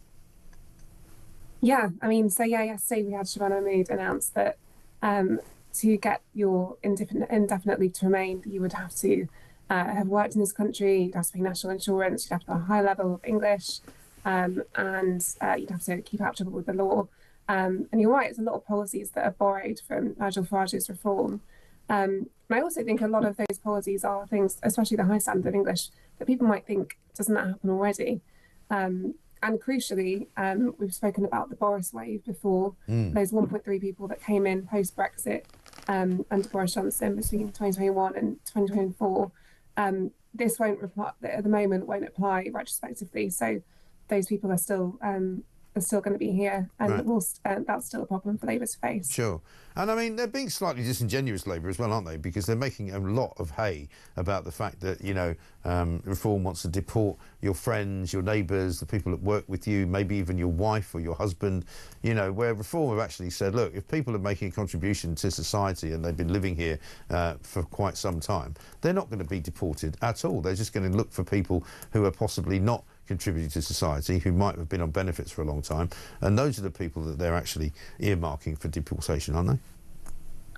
Yeah, I mean, and also, I mean, I think that's a lot of what Shabana Mahmood was talking about yesterday, in that if you're here and you're contributing, you're employing people, and you're paying your national insurance, you're not getting benefits, then you're not going to be on their list to not get indefinite leave to remain as well. Right, that's the point. But what I'm saying is that they're trying to put this schism between, you know, Reform voters and Reform policy. They're trying to sort of, it seems to me anyway, tell Reform voters that, you might be voting for this party, but you don't really know how terrible they are because they're actually going to do this, when in fact that's not what they're going to do. Yeah, I mean, that was a lot of, I think we'll hear a lot of that as well in Keir Starmer's speech today. Yeah. About the Labour Party are really trying to position themselves as a party of unity, and, you know, Shabana Mahmood spoke about, we want to see a Great Britain, not a littler England. And Keir Starmer's going to talk about division as well. I mean, that's clearly targeted at Reform, and they're saying, this is what Nigel Farage is doing, he's driving people apart, and this is what we're doing, we want to draw people together, while also, as you say, at the same time borrowing a lot of their policies. Yes, and it's not that popular with the Labour sort of cognoscenti, if you like. I mean, there's plenty of people at the Labour conference who are not very keen on what they see as Keir Starmer's sort of shift to the right. Yeah, I mean, especially we've seen with the benefits crackdown. So the policy announced yesterday is essentially you won't be able to get indefinite leave to remain if you claim benefits as someone who's come into this country. And we saw what happened when Keir Starmer tried to clamp down on benefits and cut down the enormous benefits bill. So, you know, he's going to face the same battle with this. Yes. And as far as the sort of one in, one out scheme goes, and I hate calling it that because we know it's not really one in, one out, so far it's not working terribly well. They seem to have stopped talking about it. I think the number that they've sent back now is about 6. And we know from coming the other way, we've had 3, I think. Is that right? Or is there an update on that? Yeah, no, that's right. So, yeah, and that first week we had 6 people deported or sent out on Air France flights, while we had a family of 3 come in. But you're right. I mean, I think it would work if it was properly ramped up and you could say to everybody that arrives in a small boat that you will face being deported. Right. But at the moment, as you say, 6, we had more than 1,000 people coming here on small boats over the weekend while there was a break in the weather. It's clearly not working. No, and they also still, I mean, we've been asking for a while, they still haven't really explained what the criteria is for detaining people. So, for example, of those, say, 1,200 or so people that came over on Saturday in a bunch of boats, I mean, we don't know how many of those they've detained, and if they have detained them, why they've detained them, and why they've let other people in. Yeah, I mean, so... I've asked the Home Office about this a lot. They don't actually, they won't tell us what the policy actually is. So, you know, 2 people could be coming in from the same country. They could have come essentially the same routes. Yeah. You know, say they both come from Eritrea, and one of them could be detained and the other couldn't. All we know is they're not detained. They have a policy of detaining children. So everyone that they're detaining is over the age of 18. Right. Say they're over the age of 18. Okay. But I mean, that just opens up some legal challenges like the ones that we saw in the first week of the policy. Right. And Shabana Mahmood has said in her speech yesterday that she understands that the Home Office is still not quite really fit for purpose. We're sort of echoing the words of John Reid from all those years ago. What do you think she's going to plan to do to reform the actual Home Office to make it more efficient? Yeah, I mean, she I think the reforms we saw yesterday were very similar to what she did under when she was Ministry of Justice. So that kind of having to earn your way is very similar to what she did in the prison system. So prisoners have to behave behind bars, otherwise they have to serve their entire sentence, but they can earn early release. I think that's quite similar to a lot of the language that we saw yesterday. So I think she's going to be taking a lot of her kind of tough rhetoric that we saw under when she was Justice Secretary and bringing that into the Home Office. But yeah, I guess we'll have to see. We'll have to wait and see. We will, indeed. Good to see you. Thank you very much indeed. Julia there, Julia Atherley, Home Affairs correspondent at The Sun. Mike, I have no issue with police using facial recognition. However, they need to enforce the removal of face masks at demonstrations, says Paul in Dorset. This is about the use of facial recognition cameras more and more by the police. Many of you saying, we're not really sure that we want the police to have that kind of power, because what if they start suddenly arresting people on the grounds that they don't like what you're doing? And they claim that they've got facial recognition of you committing some kind of crime. And that could be a problem. Steve in Suffolk says, isn't Shamar Mahmood the same person who was waving a placard and Palestinian flags on a demo? She has no credibility at all. Well, this is the other thing that people keep saying. Shabana Mahmood is this, get tough prosecutor. She's going to sort everything out. Well, she isn't though, is she? Because she's not doing it. There's loads of people coming over, so many people coming into the country. Many of them shouldn't be here, many of them committing crimes, and yet she's allowing them in. She's not detaining them, she's detaining a few and then sending some back.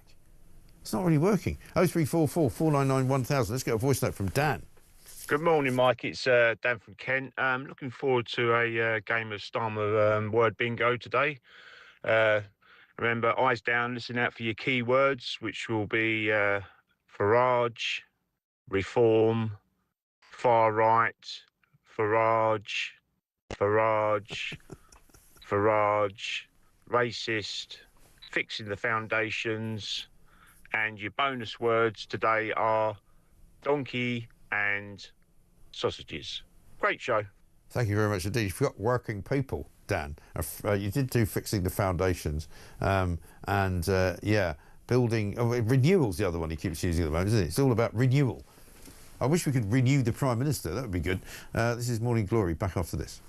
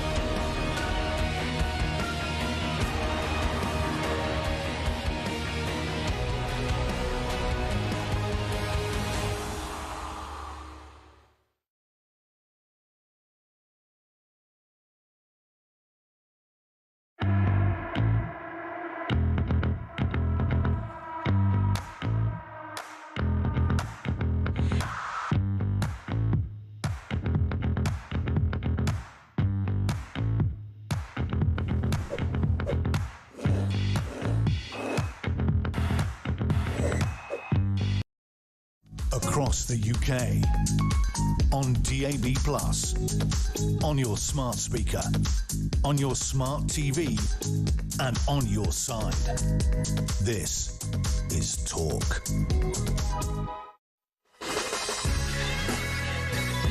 Welcome back to Morning Glory. I'm Mike Graham with you all the way through, of course, until 10 o'clock when Julie Hartley-Brewer will be taking over. It is the home of common sense, the other place the nation comes to talk. And there's a lot of talking going on up in Liverpool, of course, because it is the Labour Party conference. And we've got this from...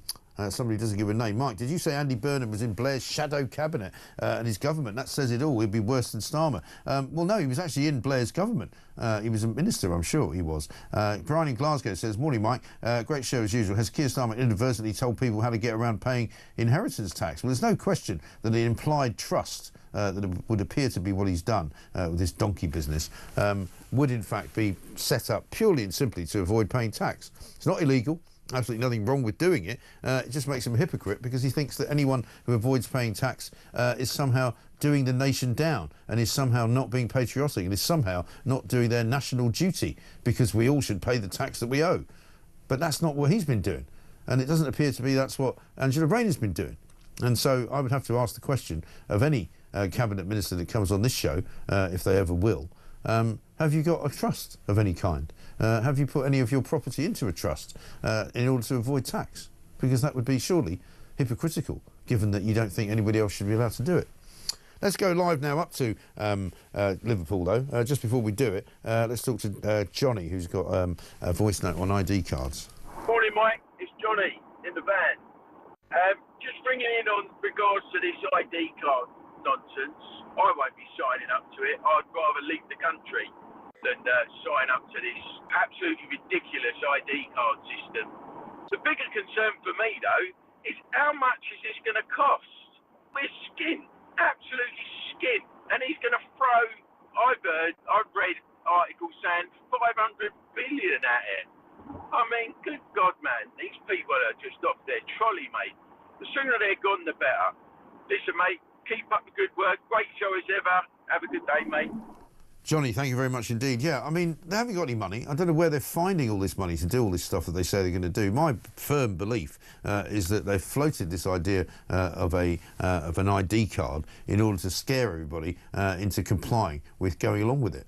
And saying, oh, yeah, it's all very good, isn't it? Because it's going to be great for the economy. It's going to stop small boat immigration. It's not going to do any of those things. Let's talk to Alan Miller now, who's up there, co-founder of the Together Declaration. He's been protesting outside of the Labour Party conference in Liverpool ever since the weekend. Let's find out how it's all going. Alan, very good morning to you. Good morning, Mike. Good to see you. You're doing some sterling work up there, Alan. I know it's not easy to be out there on the streets of Liverpool, kind of waving banners, but you get a lot of support, aren't you? It's been remarkable, Mike. We have had a fantastic rally. It actually all started on Friday in New Brighton, but then over the weekend we've been doing projections and protests with Farmers to Action, who've had a trailer of truth around the whole of Britain, England, Welsh and Scottish contingencies having trailers, engaging with the public, saying abolish IHT for all. It was a fantastic protest, lots of good speeches, people like Gareth Wyn-Jones and many others. And we had many people coming from around the country protesting digital ID, saying that this was not in any manifesto, that no one has agreed to it, and that they do not want Britain to be turned into a papers, please, we're all barcode society. Yeah. So we've also done enormous projections, Mike, over a lot of the iconic Liverpool buildings, which images will be coming out very soon on that too. And all of this is to say that engaging with people on Merseyside and also talking to people who are attending and delegates, many of them are very concerned about digital ID. There's an enormous split in the Labour Party. And, you know, when there are so many concerns that people have got around things like borders, housing, resources, infrastructure, the idea that the solution to these things, the solution to crime and these types of really important issues is to have a digital ID is just insulting and very wrong. Absolutely right. Well, surely we should be able to tell the farmers that we've got the answer for how to avoid paying inheritance tax to this government. Just get a field and put some donkeys in it. Well, there are lots of ways that people talk about you can get around doing this, but the problem is that this is an attack on the very foundation of family farming in Britain. What it's already meant is that some farms have already had to close down. There's also been some tragic suicides. People are faced with stark issues, and the loss of farming and our food security in Britain, Mike, is so serious. We've seen that with energy, how we've had to import energy increasingly and not be self-sufficient, and what that means, particularly if you look at what's gone on with the situation with Russia and Ukraine and the consequences for us in Britain, the costs and the implications, and we cannot have that situation with food. So increasingly, it's a very, very dire security problem for us, as well as the fact that the British farmers, they're the backbone of Britain. They really represent something about our way of life. And I think, obviously the budget's going to be coming up in November. This government still has the opportunity to be sensible and do the right thing, to step back and say they've reflected on this and they're not going to do that. They're not going to impose this IHT change on farmers. And actually, Farmers to Action and Together Declaration, we're all saying abolish IHT for all. It's a death tax. Everyone's paid already income tax. They've paid capital gains tax and corporation taxes. And there's a real concern with ever increasing taxes and what it's all being spent on. I mean, that's the other concern that's happening at the moment. In terms of an array of issues that often are never in any manifestos. And that's the key issue with the digital ID situation as well, Mike. But also, they announced this thing on Friday. They made a huge thing about it, didn't they? And said that, this is going to be the way forward. This is what we're going to do to safeguard people in this country. We're going to make sure that nobody's working here who shouldn't be.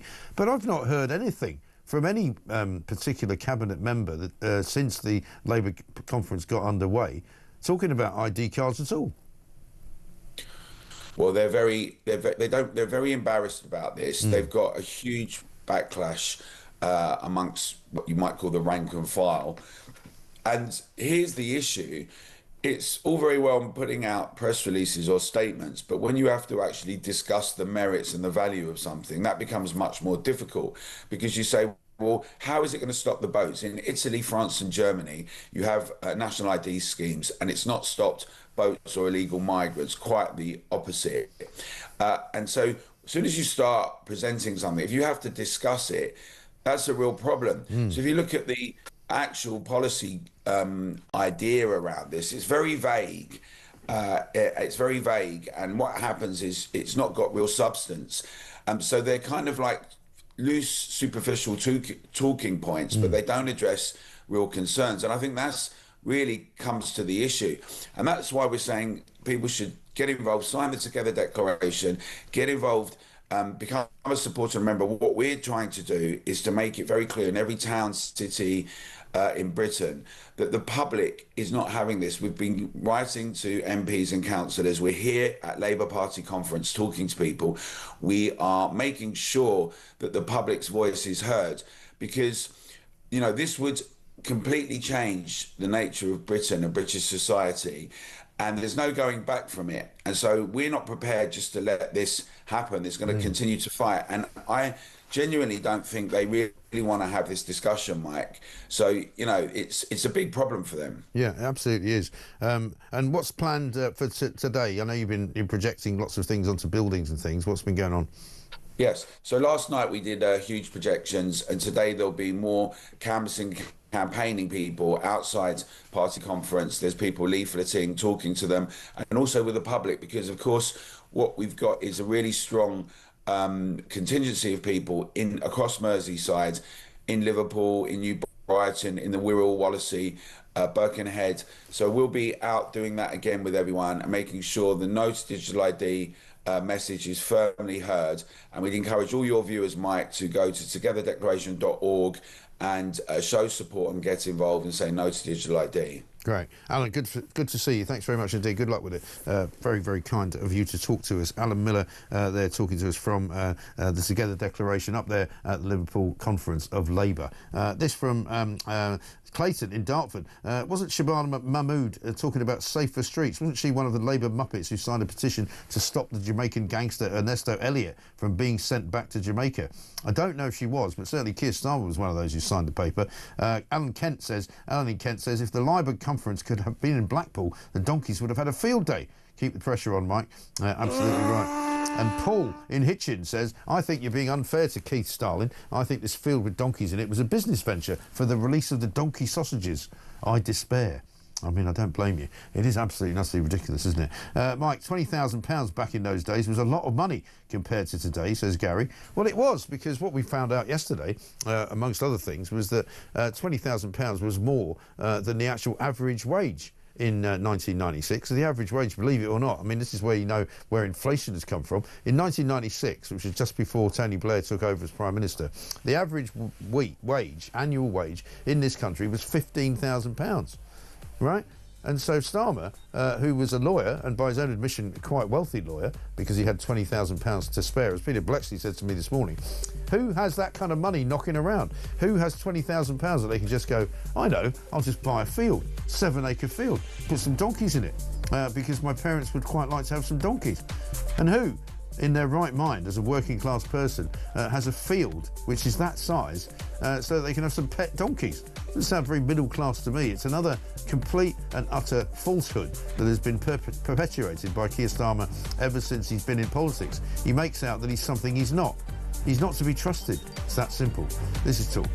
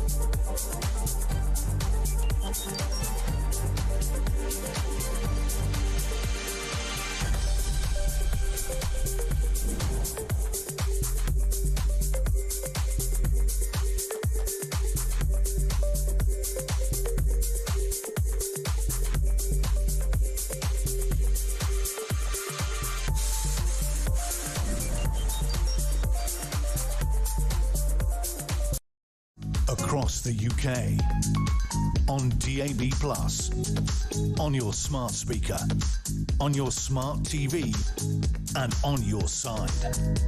This is Talk.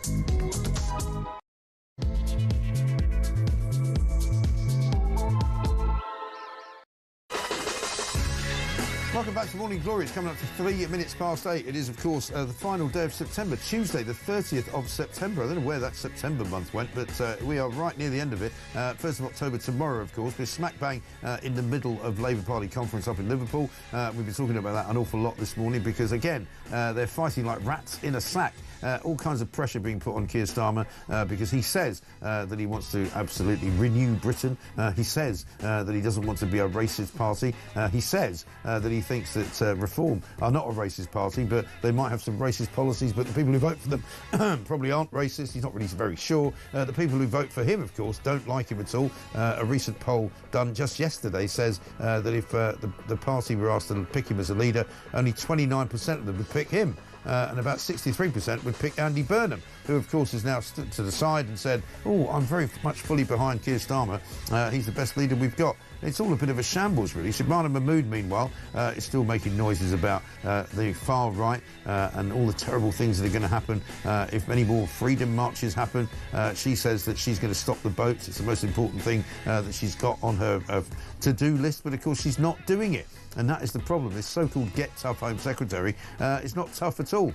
More than 1,200 people came in on Saturday alone, 125 on one single super dinghy, and yet only 6 have been sent back to France in the one in, one out deal. It's certainly not one in, one out. 56,723 have come since Keir Starmer became Prime Minister last July, and as many as 33,481 have come in this year alone, just in 2025. So the whole thing is going to hell in a handcart or on a dinghy, whichever you might wish to talk about. Also, we're still trying to find out what on earth the donkey sanctuary business was all about. Did Keir Starmer get 4 donkeys just in order to avoid paying inheritance tax? And what is the real truth about whether or not it was in a trust? 0344 499 1000 is the number. Also talk about the NHS because Keir Starmer's going to unveil a new plan to have some virtual appointments. He's not happy that they've only added 5 million appointments, which of course everybody knows is rubbish. He's now saying he's going to add another 8.5 million virtual appointments that you can see a specialist online. And that will apparently make you feel a whole lot better. I don't think so. 0344 499 1000. Joining me in this hour, Alex Wilson's here, Reform UK's London Assembly member. Also, we'll talk to Ross Clark about his column in the Sun today on page 10, and we'll find out what on earth is going on up at Labour Party conference today, because there's lots to talk about. 0344 499 1000. This is Morning Glory. Let's get it on.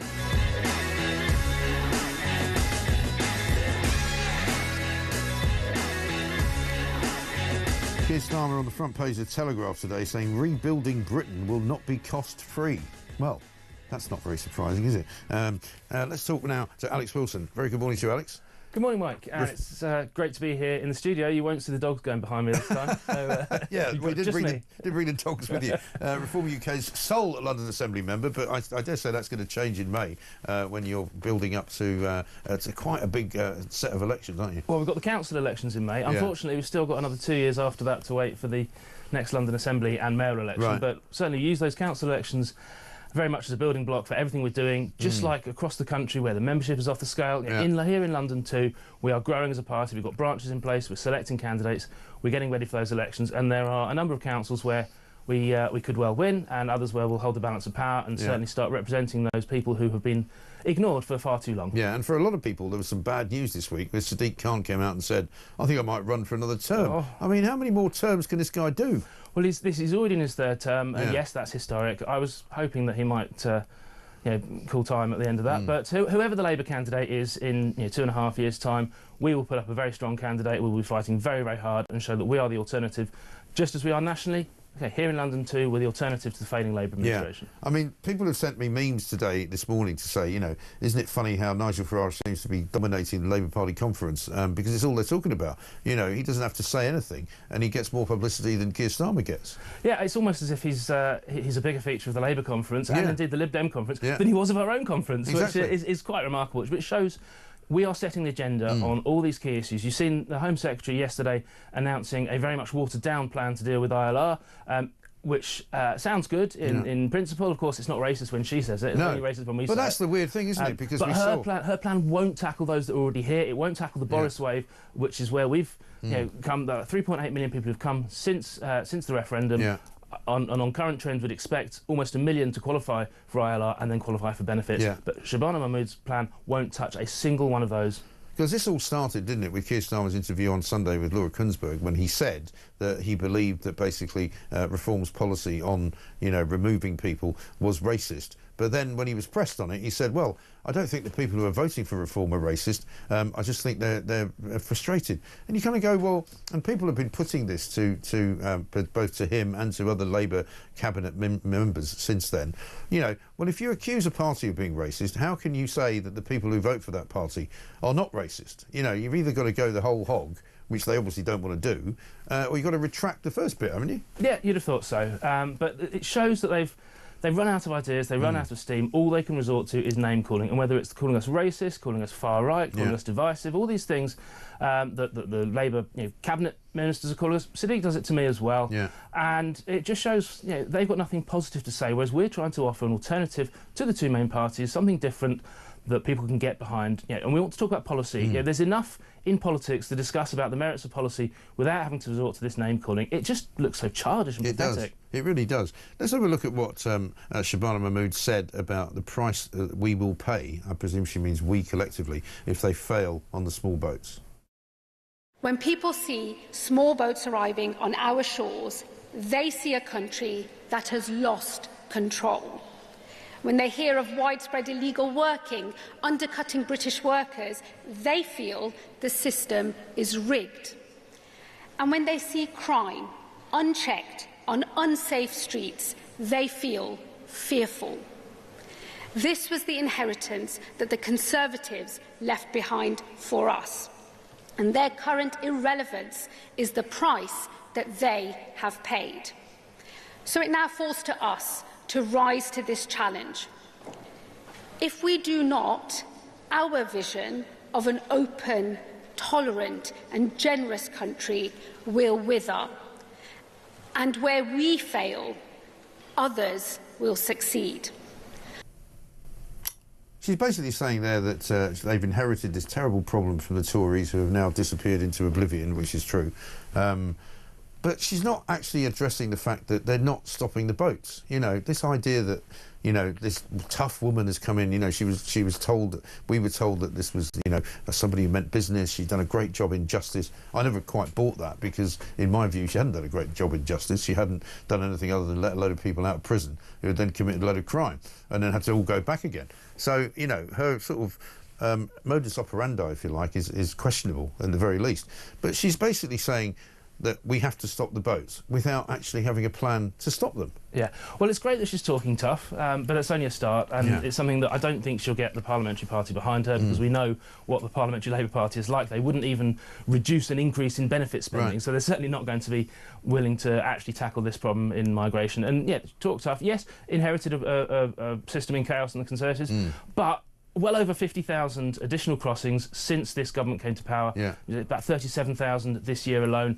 Up 50% on this time last year. The numbers are off the scale. He talks about smashing the gangs. All they're doing are smashing the records. That huge super dinghy yesterday. It's not even a dinghy. It's a boat. I mean, it's ridiculous. I mean, you can't even call it a small boat, can you? 125 people. Exactly. And this is where it's heading. And unless we have a real plan to tackle this, unless we have the courage, the political leadership to say there are international agreements that we can no longer be part of, because those are the fundamental stumbling block to stopping this. The ECHR, the Convention on Refugees, we've got to stop that, the Human Rights Act, and put our own tax-paying, law-abiding British citizens first. That's what Reform wants to do, but that's certainly not what Labour will do. And what can you tell us about, because some of the things that they're accusing Reform of, I think, are slightly disingenuous, and I think they need to be maybe clarified, because they're saying that their sort of mantra is, Reform wants to go after your neighbour, Reform wants to go after your husband or your wife or, your friend or the guy that runs the shop down the road.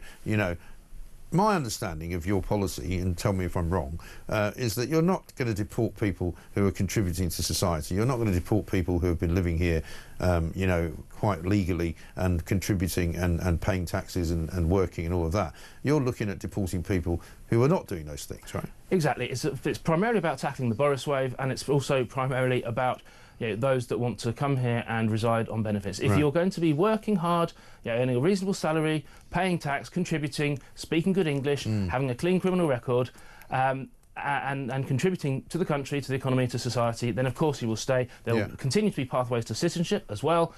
All this is doing is turning ILR into a renewable work visa. So if you're working, if you're contributing, you're very welcome to stay here. And indeed, we need people to come here and contribute and pay tax and pay their way because the country's broke. Right. But what we don't need is a whole new generation of people languishing on benefits. We've got enough natives doing that. We don't need to import additional people to add to that ballooning welfare bill. Exactly. And this whole business of them importing people from France who have been sort of pre-vetted, if you like this couple who have come with a child, they haven't said to us, you know, where they've come from. They haven't said to us where they're going. They haven't said to us whether they're going to be put in a hotel or whether they're being put in a house or whether they're living with family. They haven't said what their qualifications are for living here. You know, there's a whole load of questions, I think, that many people listening to this and watching this show every day want to know the answers to. Yeah. I mean, how do you qualify in France to be sort of given a green tick to come to Britain? I don't know. I think it's the French that decide which ones they send to us as part of that deal, and they also decide which ones they'll take back. So the one-in, one-out deal is a drop in the ocean. It really isn't the solution. The solution to this is we have to be robust. We have to leave those international agreements that we are committed to currently that enable us to then take back control. We fought a referendum on the slogan, take back control. Now it's time to deliver that. Right. And because one of the things that we saw today, there's a story like this every single day, but there's one today about a particular asylum seeker called Fahad Al-Enazi. He's from Kuwait. He's 31 years old. He was in court this week for trying to have sex with an underage girl. He sent sexual messages to an undercover investigator posing as a teenage girl of 14. He continued to ask for photos in August of last year, knowing that she was 14. He asked whether she liked sex and whether they could have a relationship. He could teach her everything. He was found guilty, right, by the prosecutors and by the judges. He'd been sending sexually explicit messages to a 14-year-old child. But he said, I didn't know I was doing anything wrong, right? Because he's from Kuwait. And I'm sick to death of hearing these guys going, I didn't know I was doing anything wrong. He was given a suspended sentence, right? He's living in a Liverpool migrant hotel. So I presume he's gone back to this migrant hotel in Liverpool where he'll be allowed to wander the streets. I mean, under reform, presumably you'd just kick him out of the country, wouldn't you? You'd have to. I mean, I haven't seen the details of that particular case, but I'll look it up on my way back. But yeah, it ought to be, if you do something like that, then your case is closed, you are out the door. Right. We cannot be having people like that coming here, taking advantage of our country and then inflicting that kind of disgusting, perverted behaviour on people here. It's just got to stop. Yeah, it really does. Let's have a look at what Nigel Farage had to say about these claims from the Labour Party about racism and reform. So it's the Labour Party conference, and they're in a state of absolute blind panic about how well we're doing. We're massively ahead of them in the polls. They know it. So, according to Keir Starmer and Rachel Reeves and Bridget Phillipson, if you think young men that illegally cross the English Channel should be detained and deported, you're racist. If you think it's wrong that 1 in 6 people today on universal credit are foreign-born, with that number set to go through the roof because of the Boris wave, you're racist. In fact, if you even criticise any element of the immigration policies of the last 2 governments, you're racist. This whole racism thing is going to backfire on Starmer, isn't it? Because I imagine you've been speaking to your own supporters and people in reform who will not pay any attention to what Keir Starmer says, anyway, but it might actually push even more people towards reform because they don't like being called racist. Yeah, absolutely. I mean, I've been involved with the party since 2020, 2021, and in that time we've stood in 2 sets of London elections, general election, multiple council elections, and had a full range of candidates of all sorts of backgrounds standing for us. We are certainly not a racist party. You look at the people that are representing us, and that that puts that myth firmly to bed. But I've known Nigel for a few years now, and I've followed him for an awful lot longer, and his patriotism has always been about values, about playing by the rules, about integration and contributing to the system. Never has his patriotism ever been about the colour of your skin or the God that you worship or not worship. Right. So for them to throw this at us, as I said earlier on, it shows that the Labour Party, they're out of ideas, they're out of steam. This is the last resort they've got. It's not going to work. Every time they throw mud at us, our poll ratings go up. Let's see what happens in the polls this week. Absolutely. And as I said to Julie Hartley-Brewer yesterday, they've sort of assumed that anybody who's going to be deported has got different coloured skin. which is not necessarily the case. There may be people here from other countries who have come to this country who are not contributing, who will reach the criteria for being deported under your new rules, who might be white. You know, but the Labour government have decided, it's obviously a race thing. But it's not a race thing, is it? No, it's about playing by the rules and contributing to the system. That's what we're about. That's what we're about as a party. And ultimately, that's what we're about as a country. And it's because what we're saying chimes so well with the great many people out there in the country. That's why we're doing so well in the polls, in the council by-elections, and all those indicators, you know, our growing membership, the branches, all that stuff that I've talked about is because there are people out there crying for change. We're the only party that's going to deliver that. Alex, good to see you. Thank you very much indeed. Alex Wilson, Reform UK's London Assembly member there, talking to us about reform policy and why. Actually, the more Labour attack them, the more people actually want to join them. It's bizarre, isn't it? Let's get a voice note from Sean on racism. Morning, Mike. Sean from Grimsby. A bit confused this morning. Yesterday it was Reform was racist, and then listening to Mahmood yesterday, she sounded like Reform. So are they racist, or are we all just racists and there's racists everywhere? Something to think about. Great show, Mike. Yeah, it is something to think about, because there's nothing wrong with what Reform want to do, but apparently there is something wrong if they do it and Labour do something differently, which is exactly the same. It's very confusing, isn't it? But this is why poor old Keir Starmer has opened up a can of worms which he now can't control, because even his own party in the papers this morning having real difficulty saying to him, basically, you shouldn't have opened that can of worms, because you shouldn't start calling people racist. They don't like it. It's absolutely and utterly ridiculous. And meanwhile, he gets further and further into the mire because he can't get out of it. And they're all having to busily kind of say, oh, well, we don't think Nigel Farage is racist. Oh, no, that would be wrong. We don't think Reform voters are racist. No, it's just that we think some of their policies might be racist. It's a complete and utter, you know, mind bend, for want of a better word. They don't seem to know what the hell they're talking about. 0344 499 1000. Ross Clark coming up next. He's going to talk to us about his column in The Sun about working people and young people in particular being given work by this government. That's what they're promising. Every 18 to 21-year-old will have a job. Well, let's see how that goes, shall we? This is Talk.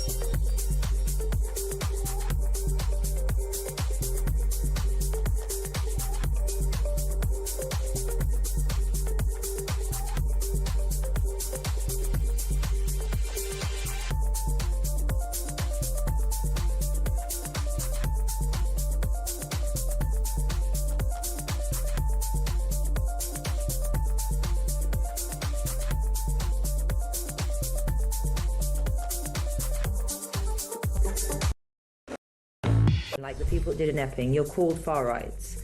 But if you defend Epstein, guess what? They make you an ambassador to the USA. I mean, it's you laugh, it's comical. That's a good point. And they get offended if we want to make rules to enter this country, but they don't get offended by taxing the British taxpayers so much. All they talk about is tax rises. For what? And taxing us without limits is perfectly fine for them.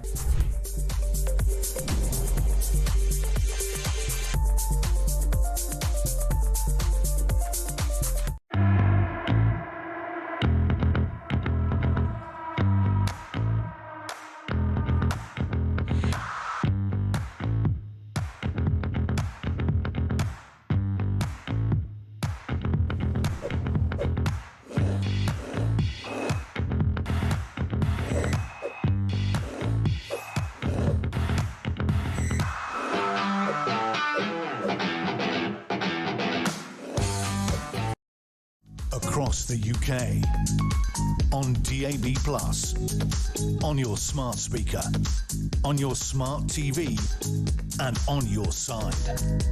This is Talk.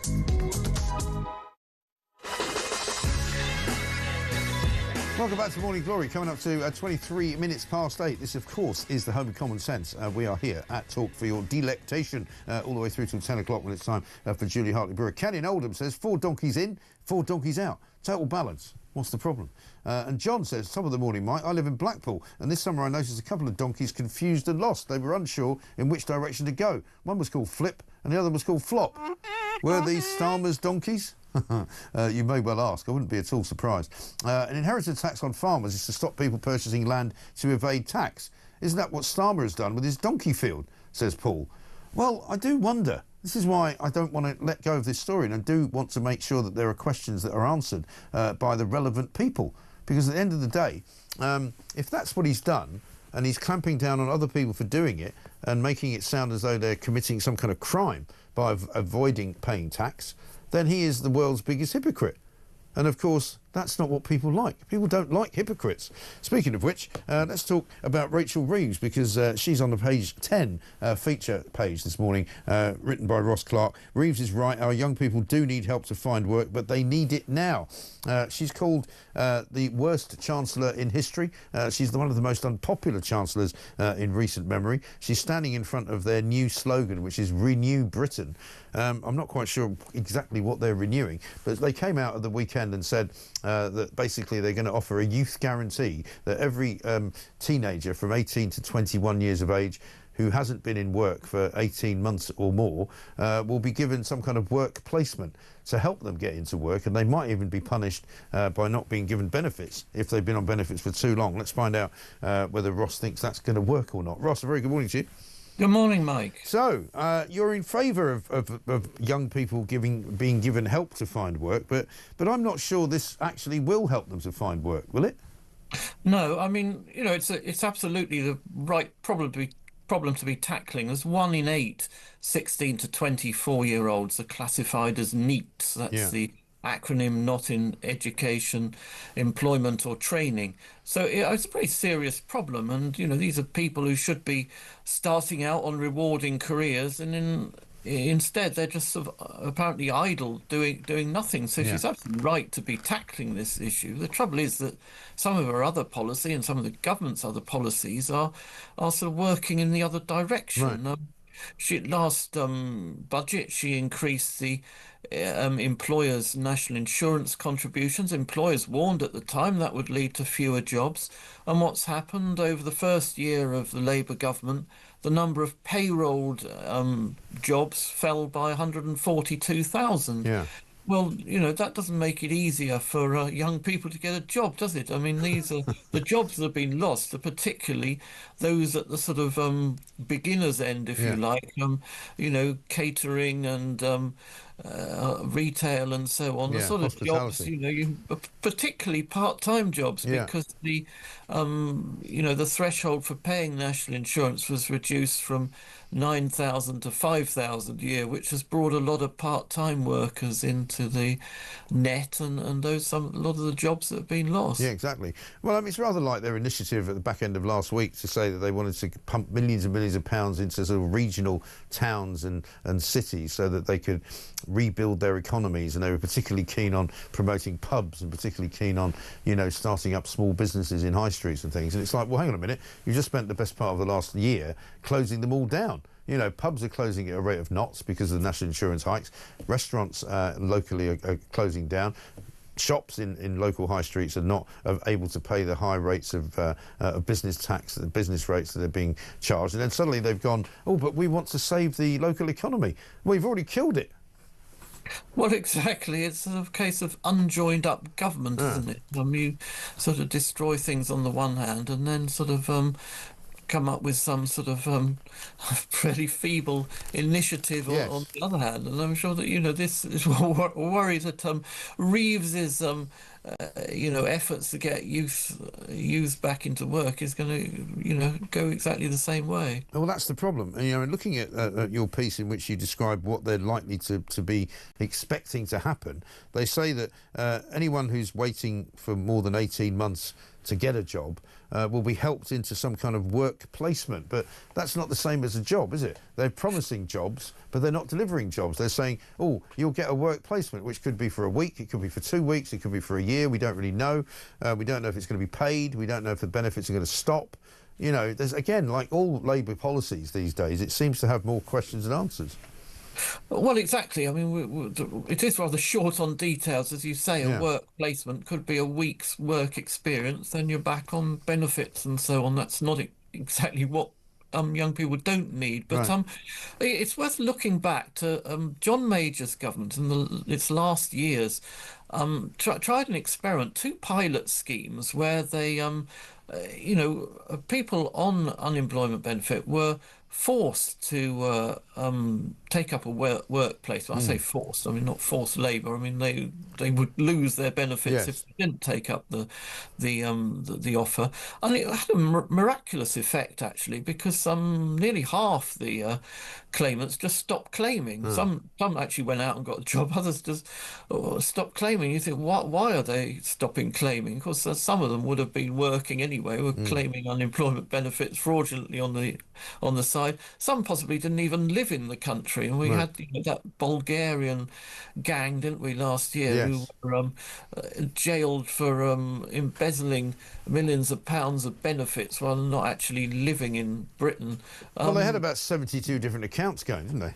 Yes, yeah. So there's a huge underbelly of fraud probably going on, which would be exposed if we had a proper scheme to get people into work. So, yeah, I mean, if Reeves means what she says, I don't see, by the way, why people should have to wait 18 months before being offered a workplace. Well, you should be offered a work placement straight away. If you don't turn up, you don't get any benefit, you don't get paid.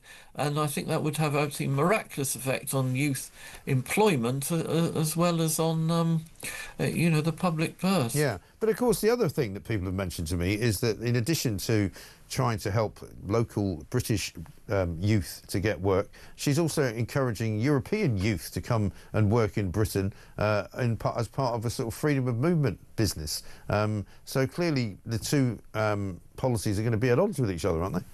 Well, it's actually wants to bring in a youth mobility scheme, which would, bring in more migrant workers from the European Union again. And of course, high rates of migration are part of the problem for young people, because they tend to bring in a lot of people to take up low-paid jobs, exactly those which the young people in Britain need to be taking up. And there's a lot of employers, I think, are being a bit lazy on this as well. They take the easy option of bringing in skilled workers from overseas, which you can understand, but as a cheap alternative to training a British worker. Right. And, well, that seems to be a fundamental problem, doesn't it? Because we keep hearing from certain aspects of the Labour government and certain aspects of the Tory government before them that, we must have immigration because we need these people to do jobs that people in Britain can't do. But we've got so many people in Britain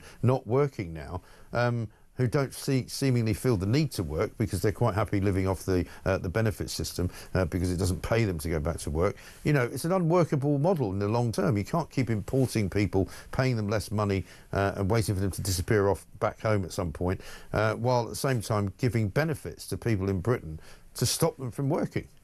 No, exactly. And it's hugely corrosive to young people if they don't get into the Yeah. job market straight away because, once they become long-term unemployed, it's very easy to settle into a lifetime of unemployment. And as you say, I mean, there's this sort of horrific rise in the number of people claiming to be too depressed or anxious to work. And Yes. this is the other side of the story, which the government seemed as if it was going to start tackling a few months ago by cutting benefits Yes. for,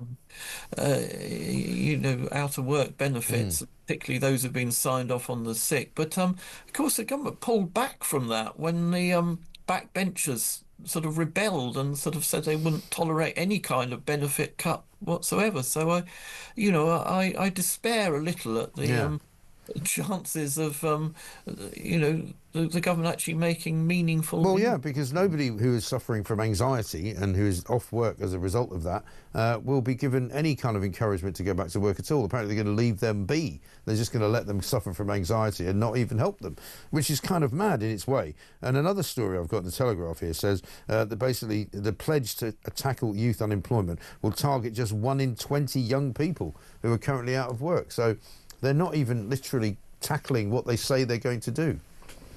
No, if it's 1 in 20, if that's right, then it's not going to, it's like the 1 in, 1 out scheme. Yeah. It's too pathetic. They're not very good at sums, to make are any they? difference. So, no, I mean, if Rachel Reeves yesterday, she said, I'm going to abolish youth unemployment. I thought, great, that's a great policy to start with. Give everybody a job, make sure they turn up and do something, else they don't get paid. Right. That would be a logical and fair policy which would actually achieve something. But I feel when we get the details of this scheme, it's going to be sort of rather miserable and too small a scale really to make any difference. Yeah, it really is. Good to see you though. Thank you very much indeed. Ross Clark there with a piece on page 10 of The Sun. Renew Britain is what it says on the slogan. Chancellor targets jobs crisis. Reeves is right, he says. But the point is that she may be right in what she says, but she's not going to actually do what she says she's going to do because she can't provide jobs for all young people between the ages of 18 and 21. More than likely, she can't even get jobs for 1/20th of them. And she can't even get jobs for 100th of them because there aren't simply any jobs to be done.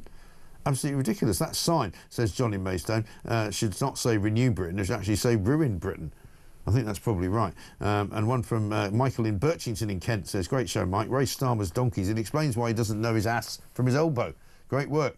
Well, he really doesn't, does he? He's going to be up speaking this afternoon. We'll bring you that live, of course, here at Talk. But he's going to be talking about how, it's not going to be cheap to renew Britain. It's not going to be cheap to rebuild Britain. We're going to have to spend a lot of money. We might even have to put taxes up. And we might have to try and cut public spending.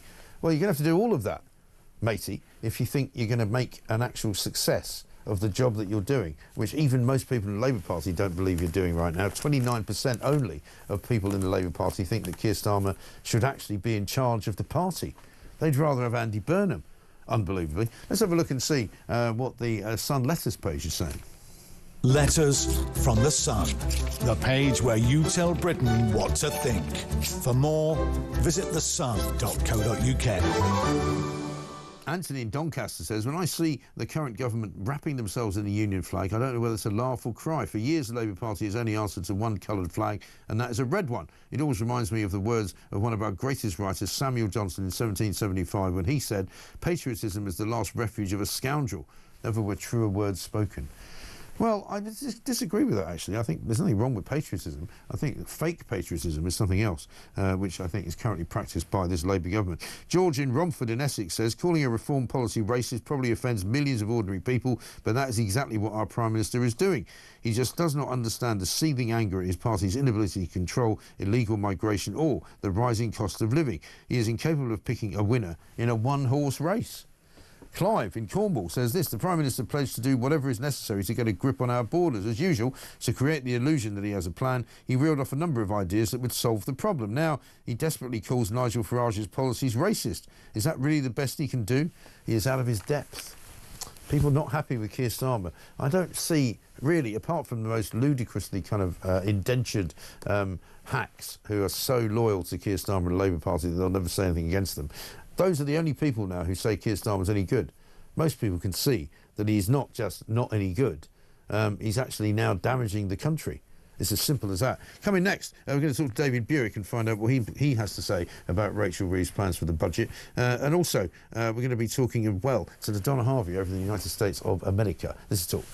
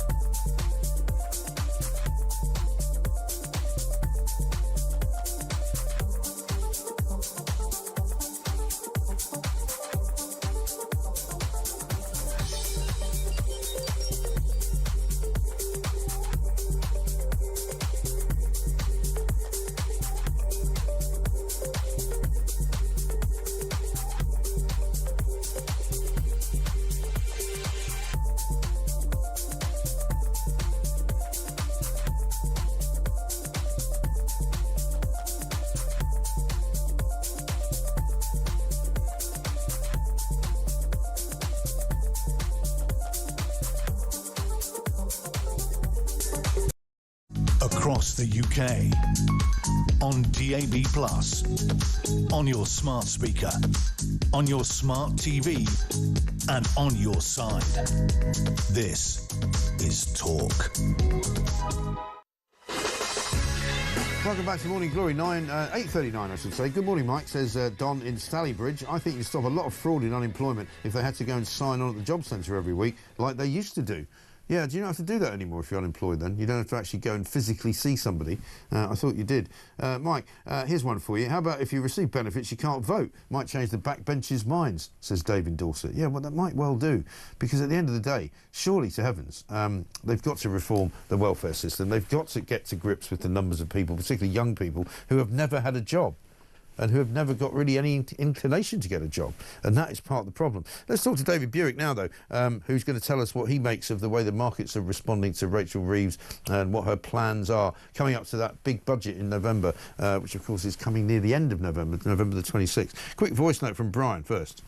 Morning, Mike. Brian from the South End. Just a quick couple of things on Starmer. I was listening earlier when you said his stupid trousers and trainers, etc. You know, don't you think he's trying to copy Zelensky and his little mate Macron, trying to be down with the kids sort of thing? What a complete plonker. And that's for Rachel Reeves and her speech. Did you also notice how lately, instead of the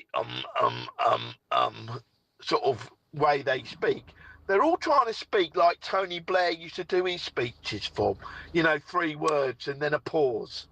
Another couple of words, then a pause, as though it's really important, as though they're important. Can't they think of anything themselves? They've just got to copy everything, just like they're copying all reforms policies. Complete idiots and plonkers. I'm afraid that is the only conclusion you can draw. Just before we speak to David Burek, let's have a listen to Rachel Reeves talking about budget risks. I will make my choices in the budget. They will be choices to take our country forward.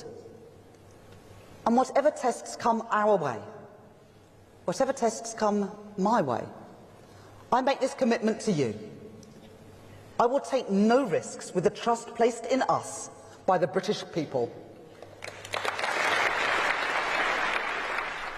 I don't know why they're applauding, to be honest, because she's already taken a load of risks and sent us all down the gurgler. Let's talk, though, to David Buick. David, very good morning to you. Hi, Mike. Very, very good morning to you, and thanks for having me on. Not at all. Good to see you. I mean, they all sit there at a Labour Party conference as though Rachel Reeves is doing a great job. I mean, I'm sorry to say, she's not doing a great job, is she? Well, I'd like to just sort of introduce the whole topic from my perspective, if I may, by referring you to J.M. Keynes, John Maynard Keynes, about 70 years ago.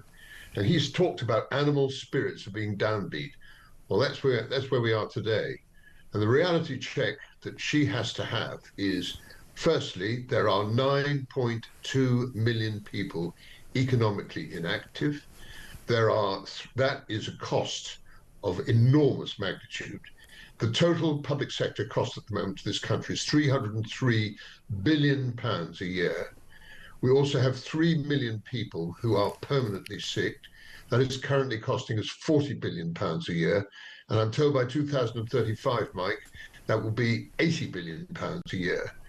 And we are, whether she likes it or not, the fiscal budget's roof has been reached some time ago, and I shall be utterly amazed if we don't have a black hole of about £30 billion.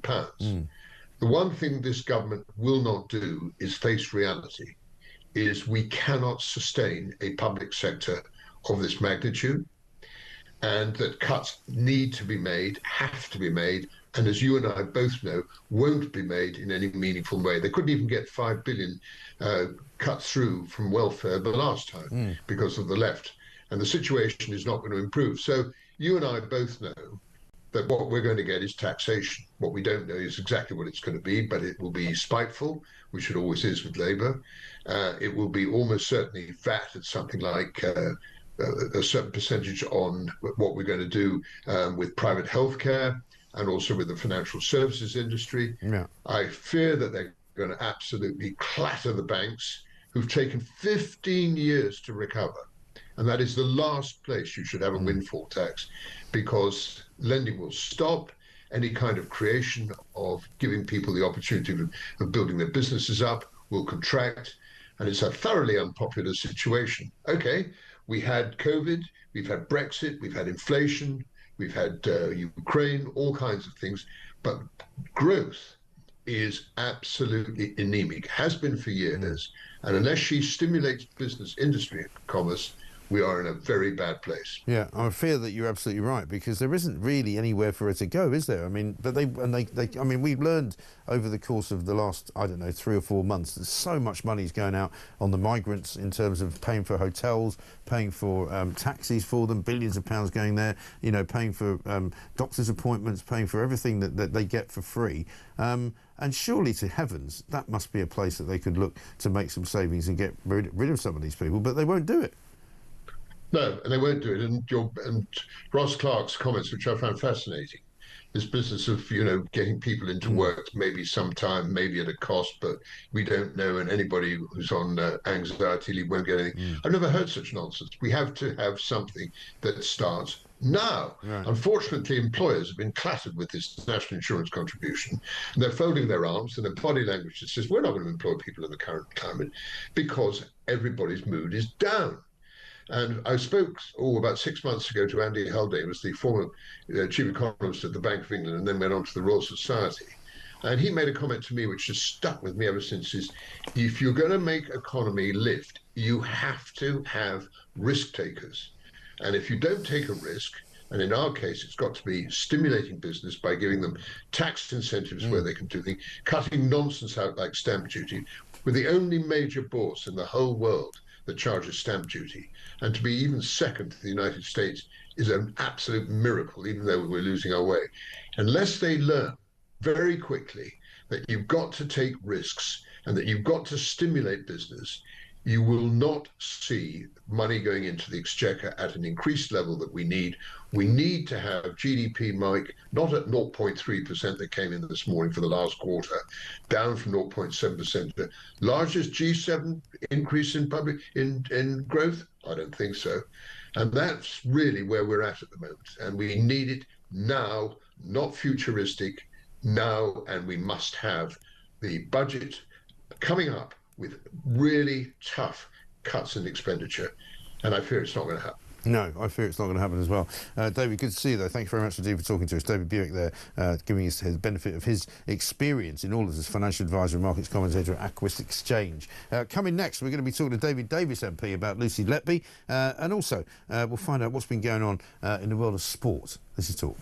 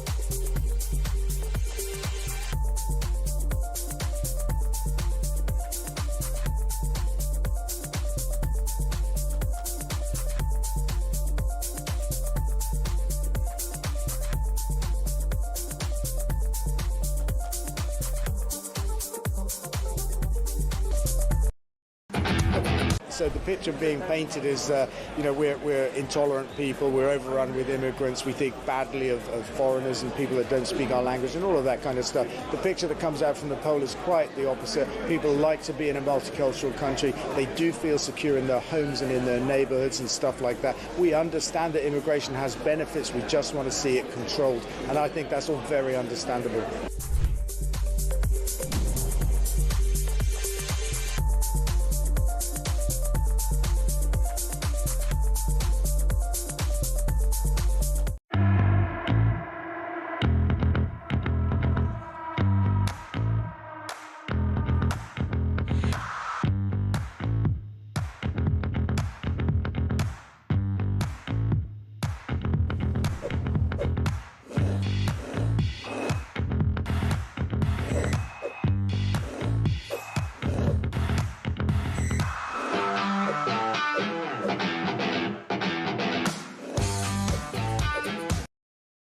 Across the UK, on DAB+, on your smart speaker, on your smart TV, and on your side.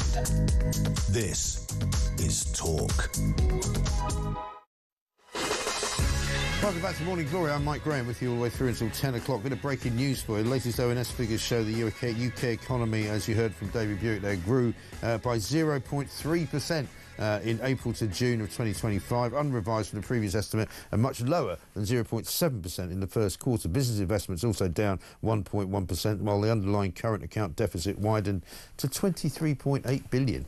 Well done, Rachel. Really sterling work. Let's talk now, though, to David Davis, because the piece in the papers this morning about Lucy Letby. Lucy Letby's lawyer says he's got new evidence that could clear her name. 26 experts, 1,000 pages of new evidence.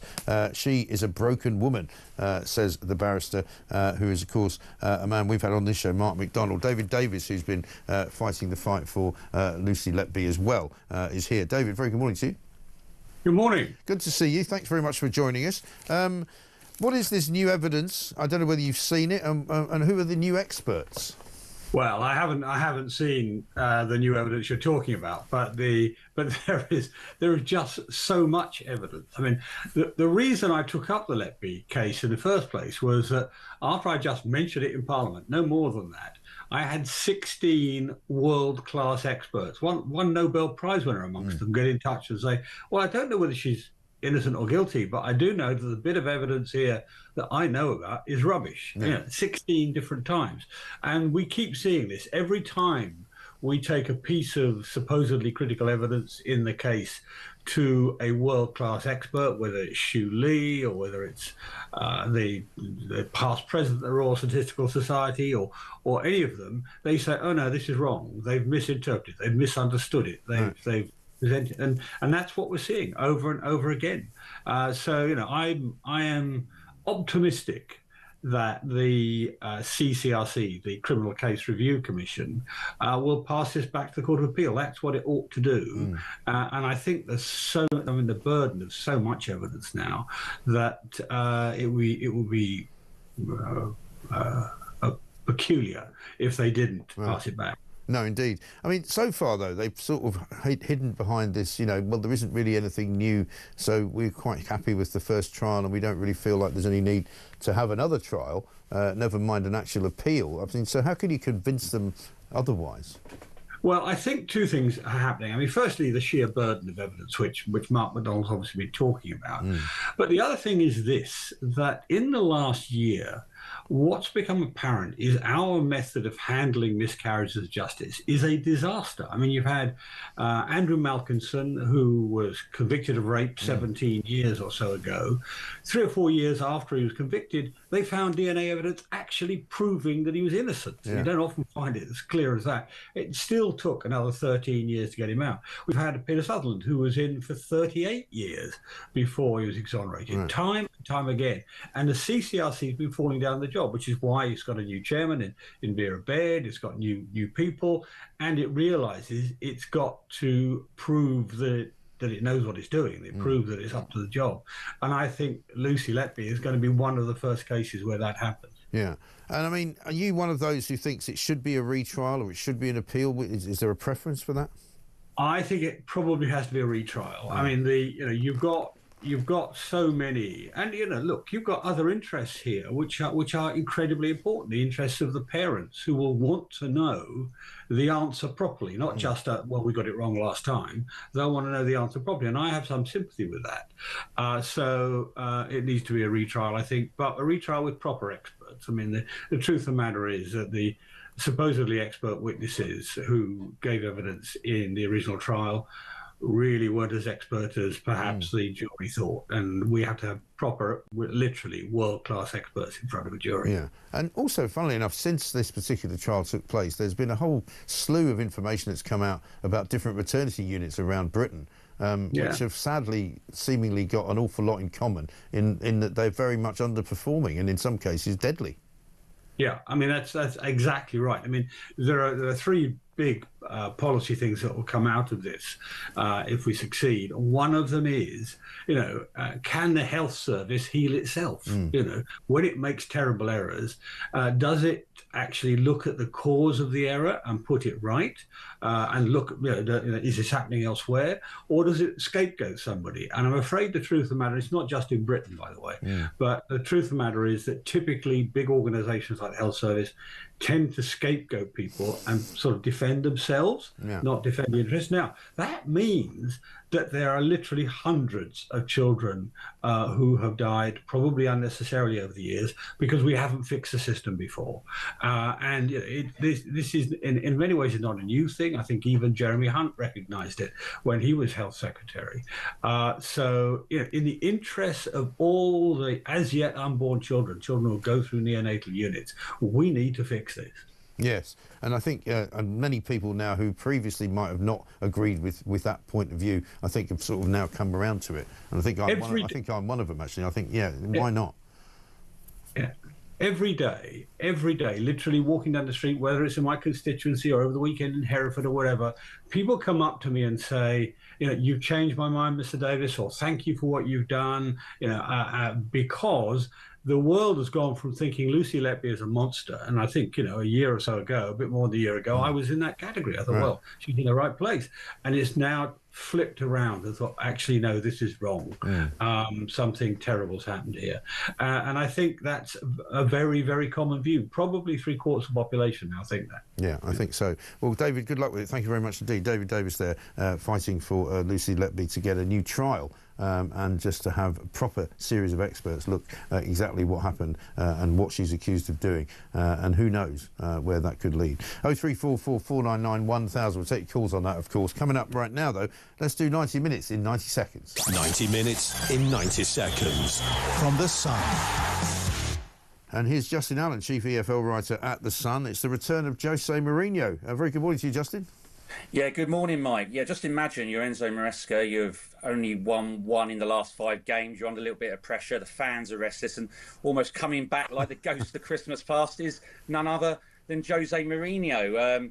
The return of the special one. Yeah. He's manager tonight of Benfica, and of course, a legend in West London for winning 7 major trophies. I mean, what did he win? He won 3 Premier Leagues, an FA Cup, and 3 League Cups.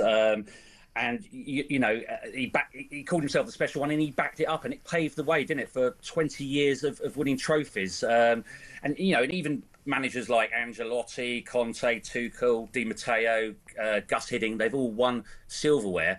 But as Mourinho said yesterday, until anyone wins 4 Premier Leagues, I'm still the biggest one. Yes, and I mean, he's probably got a pretty good case to make, hasn't he? Because Chelsea have kind of never really recovered since the departure of Abramovich, really.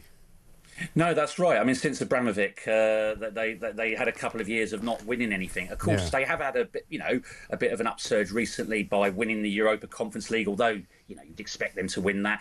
Winning the FIFA Club World Cup, of course, was a good achievement. But really, you're judged really on winning the Premier League and the Champions League. Yes, exactly right. So, I mean, Benfica, what sort of form are they in? Are they looking like a good team for you? Yeah, they're decent form. I mean, obviously Mourinho's gone in there. There's certainly no mugs. So I expect that to be a very difficult game tonight for Chelsea. Yeah, it will be. We'll keep our eyes on it. Great stuff. Thank you very much indeed. We're talking there to, of course, the Sun and Justin Allen, Chief EFL Writer at the Sun. That game, of course, you'll be hearing it all about it on TalkSport and read about it all tomorrow in The Sun. And coming up in the next hour, we're going to go back up to Labour Party conference. We're going to be speaking to Jack Elsom, who's The Sun's political editor. He's got Peter Carl with him, who's the business secretary. We'll find out what he's got to say about Keir Starmer and how it's all going. Doesn't seem to be going terribly well, does it? 0344 499 1000. It's coming up to 9 o'clock. We'll be back after the news.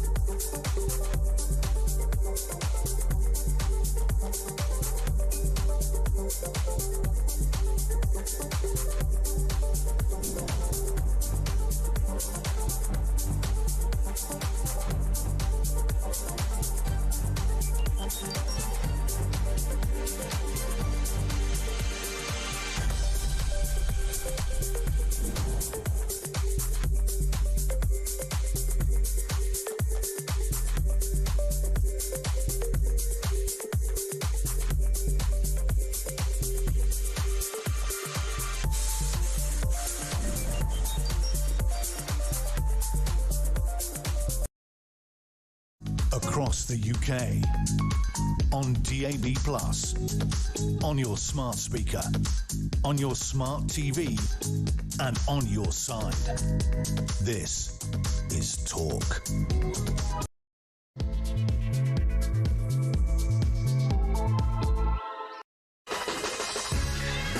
Welcome back to Morning Glory. It's coming up to 3 minutes past 9, the final hour of the show. Absolutely incredible. I don't know how we got here, but we're going to be telling you about a great many things coming up in the last hour. All, obviously, front and centre of the news today. Still, Keir Starmer up at Labour Party conference. Keir Starmer making a speech today in which he's going to say a great many things, including, according to the front page of the Telegraph, rebuilding Britain will not be cost-free. He's going to talk about a hard road ahead, laying the ground for tax rises and spending restraints in November's budget. According to the Daily Mail, it could well be that we'll see some VAT taxes being put on everybody right now, perhaps on your private healthcare. A lot of people have gone into private healthcare because the NHS simply doesn't work for them. Many of them have had to scrimp and save to do so. Many of them have paid for operations and procedures without actually having necessarily private health insurance. But if you have got private health insurance, it could be getting a lot more expensive, because if they put VAT on it, which it currently doesn't have, that will absolutely force the prices up. And of course, many people, including David Buick, who was talking to us in the last hour, say, you know, they've got to change tack. They've got to rebrand Britain as a growing economy. We got breaking news this morning saying that basically the growing economy is still stuttering. According to the latest ONS figures, the UK economy grew by just 0.3% in the second quarter of this year, from April to June 2025, unrevised from the previous estimate, and much lower than 0.7% in the first quarter. Business investment fell by 1.1%, while the underlying current account deficit widened to £23.8 billion. And of course, much of that borrowing is being used just to pay for the borrowing. So it's not actually being used to build up the nation whatsoever. And we are still very much in a terrible place financially. You know, job figures are down, recruitment's down, there's warnings of a recession coming, and there doesn't seem to be any light at the end of the tunnel whatsoever. Meanwhile, Shabana Mahmood has been saying that she's going to be cracking down on the small boats crisis, even though more people coming than ever. We've got so many people coming into this country now. 56,723 is the total number since Keir Starmer got into power last July, illegally coming here on small boats. 33,481 this year alone in 2025. Coming up, we're going to be heading to the Labour Party conference, where political editor of The Sun, Jack Elsom, is going to be speaking to Peter Kyle, Secretary of State for Business and Trade. And of course, one of the questions that we would like to put to him is whether he has a private trust, because apparently lots of other serious contenders in the cabinet have private trusts. Keir Starmer denied setting up a trust for his donkey field on Sunday at the BBC, but of course we know that Angela Rayner has a trust which encompasses the money that she got from the NHS in compensation for the unfortunate early birth of her son. But I wonder how many other champagne socialists have got trusts that they haven't told us about. I think we should be told. 0344 499 1000. This is Morning Glory. Let's get it on.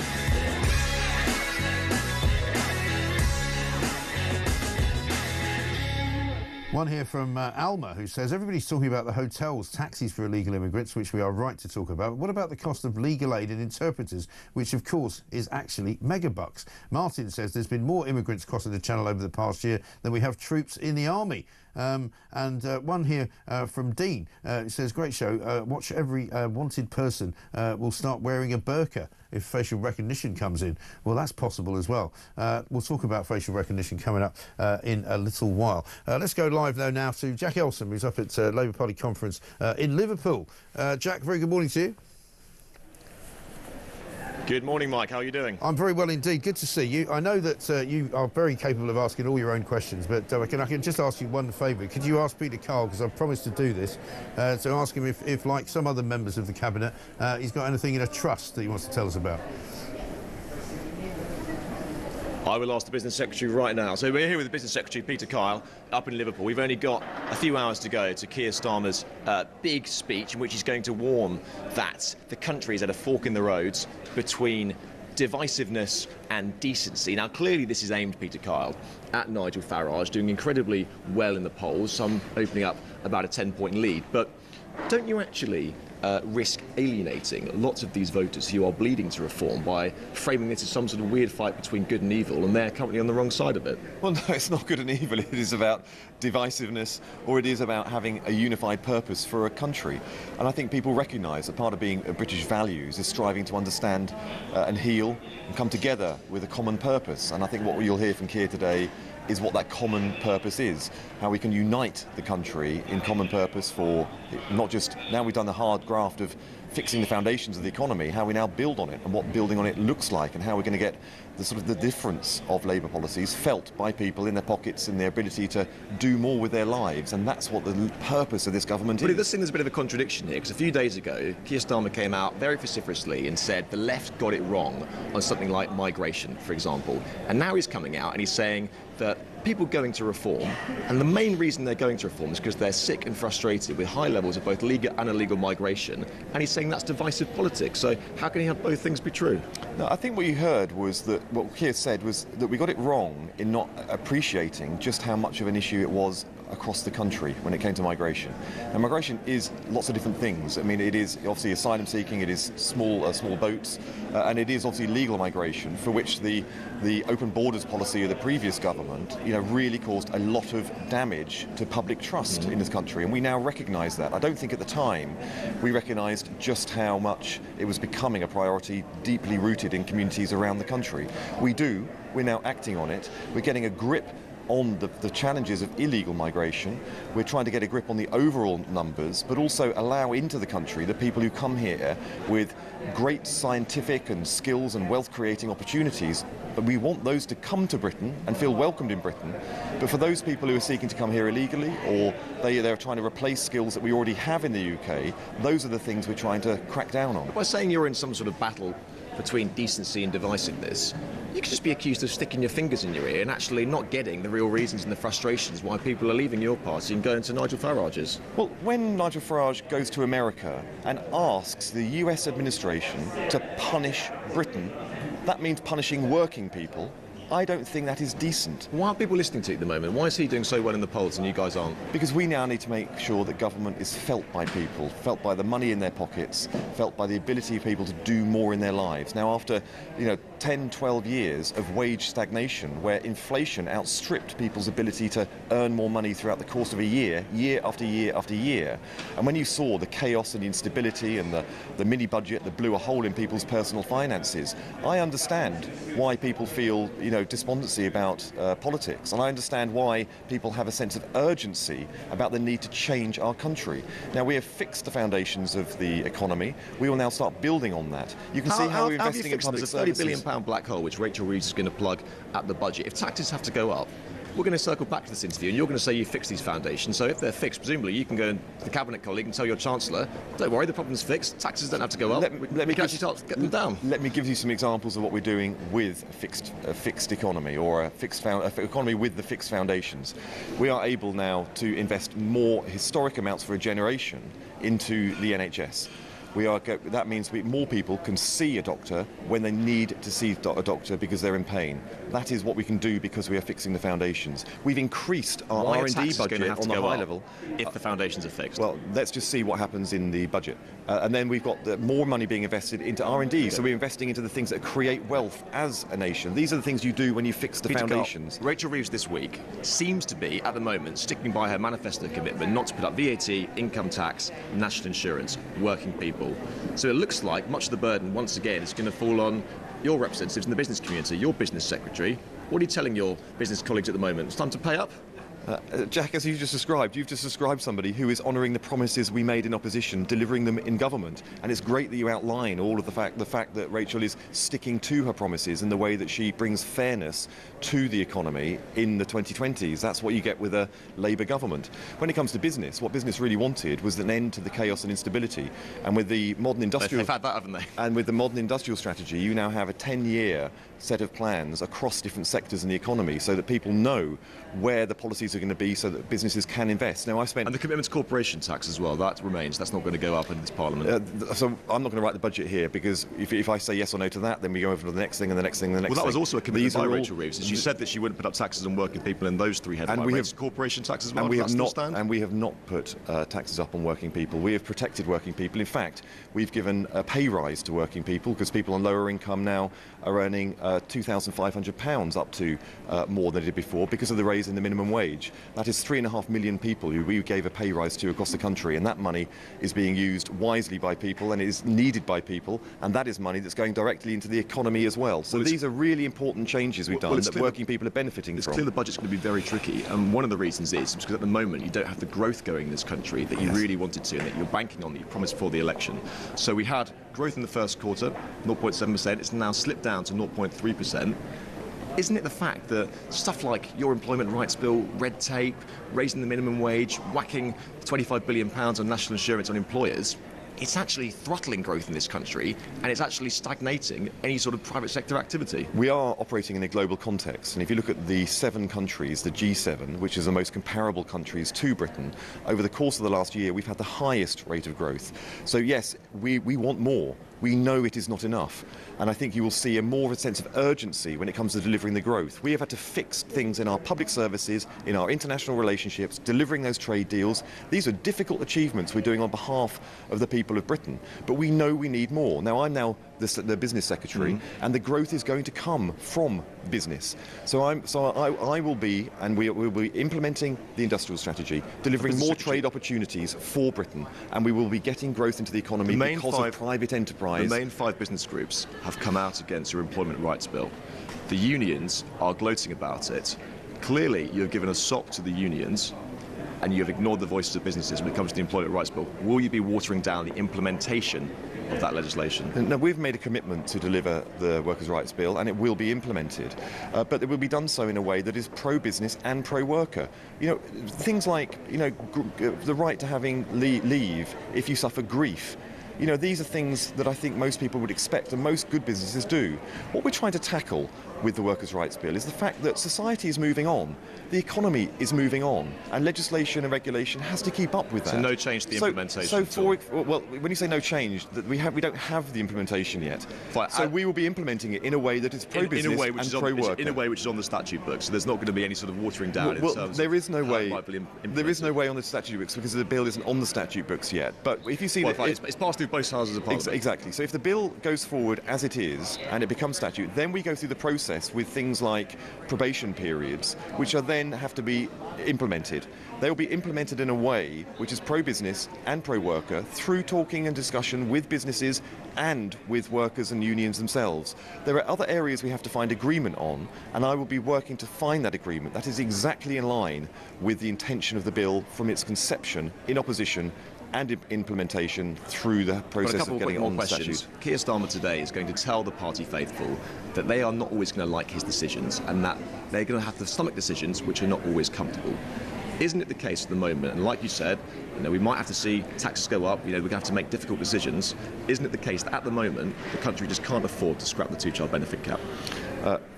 Keir Starmer will always put country first, and that is sometimes challenging for a party. When we come in and become members of a Labour party, you become activists in a party because you share a vision for a country and you want it urgently delivered.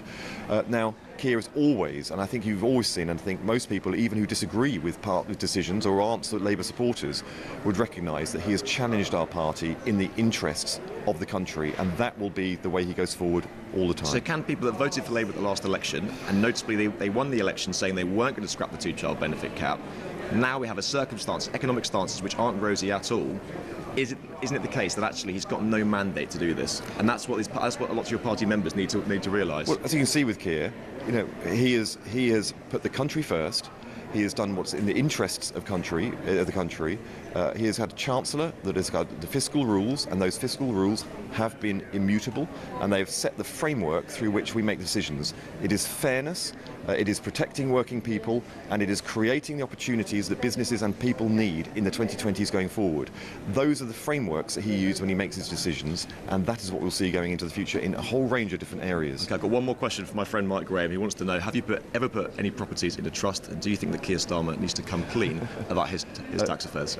Keir Starmer has come clean. He always come clean. He is an upstanding person that does the best for his family and for his country. Okay, thank you very much, Peter Carl. Thank you. We'll leave it there. Enjoy Keir Starmer's speech earlier, Mike. You heard the business secretary there in Liverpool just hours before Keir Starmer's, what I think is being described really as a make or break speech, because he is under enormous amounts of pressure now to give a blinder of a conference speech, to silence his critics, not just within his party, but in the country as well. You know, Reform at the moment commanding about a 10-point lead in those opinion polls, and at the moment there isn't any real sign of Labour closing the gap, and hopefully Keir Starmer will try and do that to an extent today. Well, I must admit, listening to what Peter Carl just said there, the reaction from the audience here at this end is not exactly prone to believing a word he says. They're saying he's talking absolute rubbish. What's exactly fixing the foundations? What foundations has he fixed? As you quite rightly pointed out to him, you know, the country is in sort of free fall. We've got a new figure out from the ONS this morning, basically saying that, you know, we're in even worse shape this second quarter. ONS figures the UK economy grew by 0.3% in April to June of 2025, which is down from 0.7% the first quarter, which they were talking about in huge ways when it was going on. Business investment falling 1.1%, and the deficit widening to 23.8 billion. So, I mean, I don't know if that's calling fixing the foundations. I'm not sure that they've got the right definition.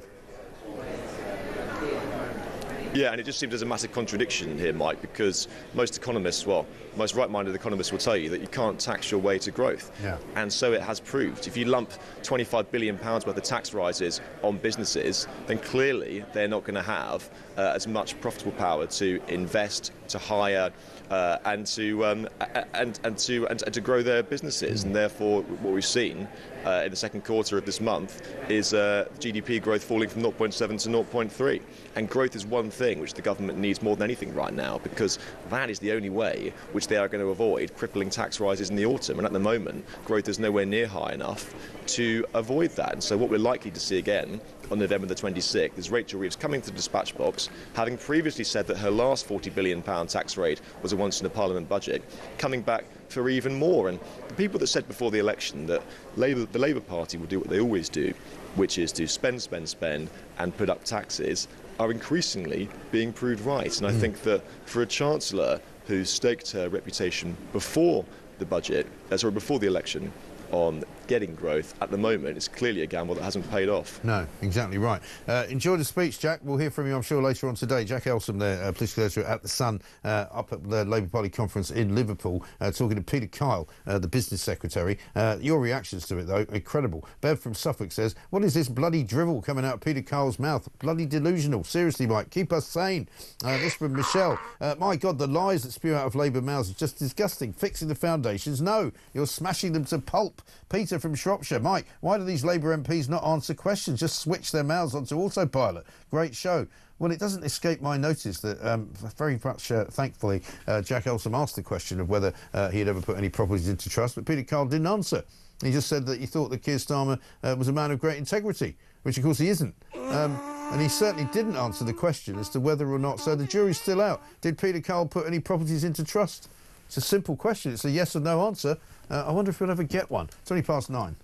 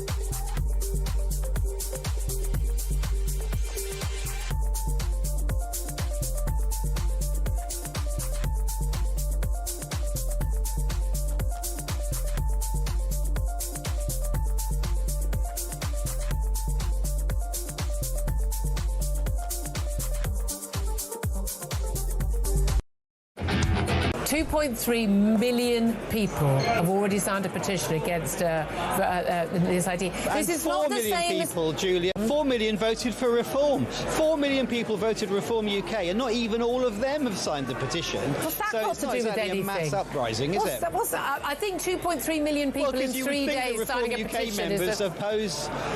No. I'm pretty sure the Reform UK members can make up their own mind. There'll be plenty of Labour members. It's not a stretch to the amount. I'm merely pointing out that is not a lot in terms of a population.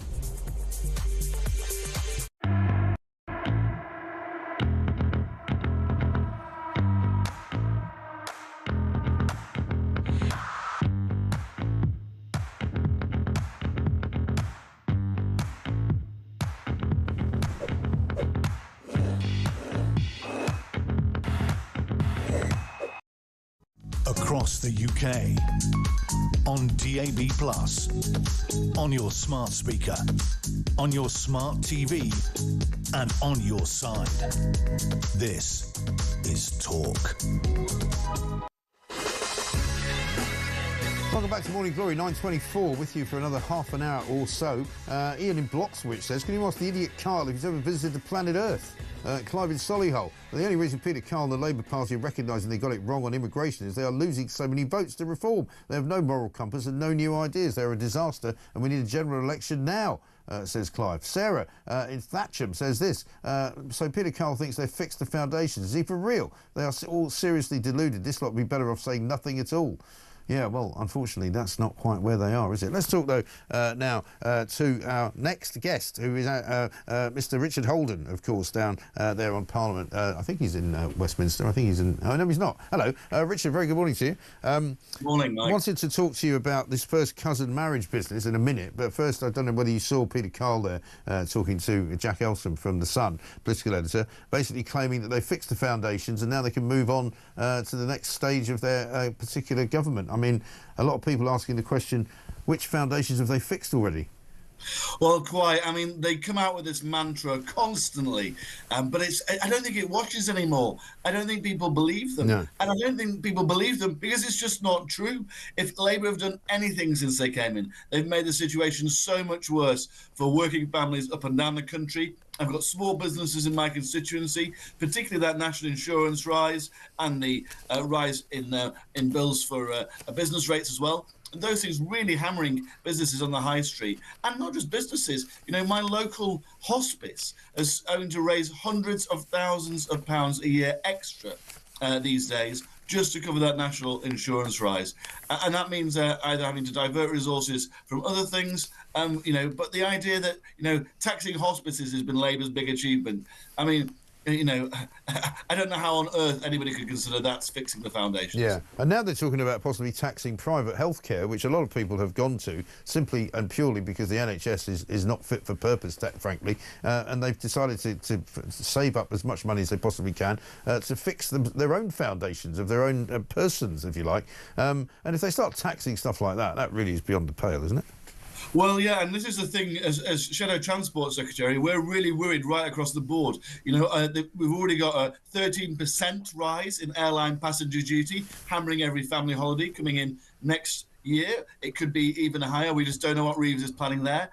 Fuel duty, you know, was frozen basically for 13, 14 years under the Conservatives. We don't know whether she's going to go back on that. Insurance premium tax, the tax you're going to pay for doing the right thing, insuring your car. Apparently, they're looking at possibly raising it from 12% to 20%, right?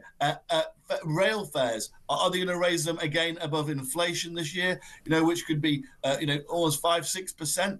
Who knows, right? This is what we're really worried about right across the transport space. You know, Labour are going to hammer people who are getting out there, going to do a job, you know, right across the country. Yeah, exactly right. Let's talk about the NHS as well, because you've been very vocal on this story. They've been urged to apologise for publishing guidance extolling the benefits of first cousin marriage. This is a massive, massive issue in this country. There are people, believe it or not, as I'm sure you know, who extol the benefits of a first cousin marriage and say that it should continue to be allowed, despite the risk of birth defects.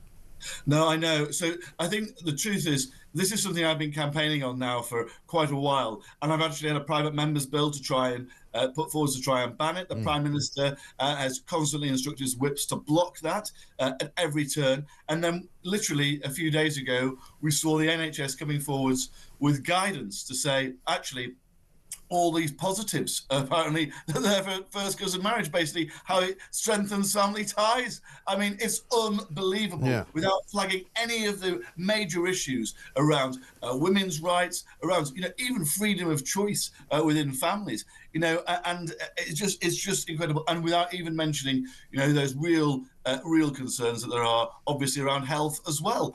It's just incredible that in this day and age, actually we've got a Labour Party who seem to be hell-bent on standing up for some of the worst cultural practices that actually we should just draw a line under and we need to move on from. Yes. I mean, would you say it should be outlawed? Oh yeah, absolutely. I've got legislation for it. In fact, not just me, but in the, I've even managed to get the entire Conservative Party behind me on this one. We've had amendments put forwards to bills. For some reason, Labour just will not accept our proposals to block first cousin marriage and block relations between first cousins. It just seems crackers when, particularly, Mike, when sometimes you're talking, this isn't like a one-off, a situation. This is sometimes generation after generation after generation. And you can imagine the sort of issues that can bring when sometimes you might even have people, when you've got those such tight family relations, the genetic conditions people all know about. Right. People might be familiar with the sort of the Habsburg monarchy in Spain, which eventually, was so inbred that it bred itself out of existence. And the issues and the health concerns that come along with that, as well as obviously concerns around individuals' choice. Because actually, when it comes to it, we are not seeing vast numbers of people in normal society choosing to marry their first cousins. I think this is actually a bit of a smokescreen for something else. It's not. I also don't understand how you can really have freedom where you share the same set of grandparents. It's hard that you can walk away from an abusive relationship, for example, if you're sharing the same set of grandparents. I think it's just a no-brainer for most people. Right, absolutely. And for many of the women in particular who are kind of, in these marriages, many of them were forced, as well we know. Many of them were not probably given a choice as to whether they were marrying the person that they wanted to marry. They were told to marry somebody and they happened to be their cousin. And as you said before, for some reason, Labour doesn't want to go against it. Well, I think we all know what the reason is. The reason is that they're dead scared of upsetting the community, which mostly does this. Yeah, I mean, this is an issue in a couple of communities. There's definitely an issue in the British Pakistani community, particularly those from rural parts of Pakistan, and with families still there. And there's also been traditionally a bit of an issue in the traveller community as well. I think that we need actually to show some leadership on issues like this, and that means we've got to change the law. The odd thing is, actually, for about, I think it was about 1,400 years, this was actually banned, first cousin marriage. There was a law change because of Henry VIII wanting to go marry one of his wives, but it didn't really become an issue in the UK until relatively recently, when it was this multiple generation after generation after generation, and we just now need to sit up and get it sorted. Because and particularly when it comes to spending on our NHS.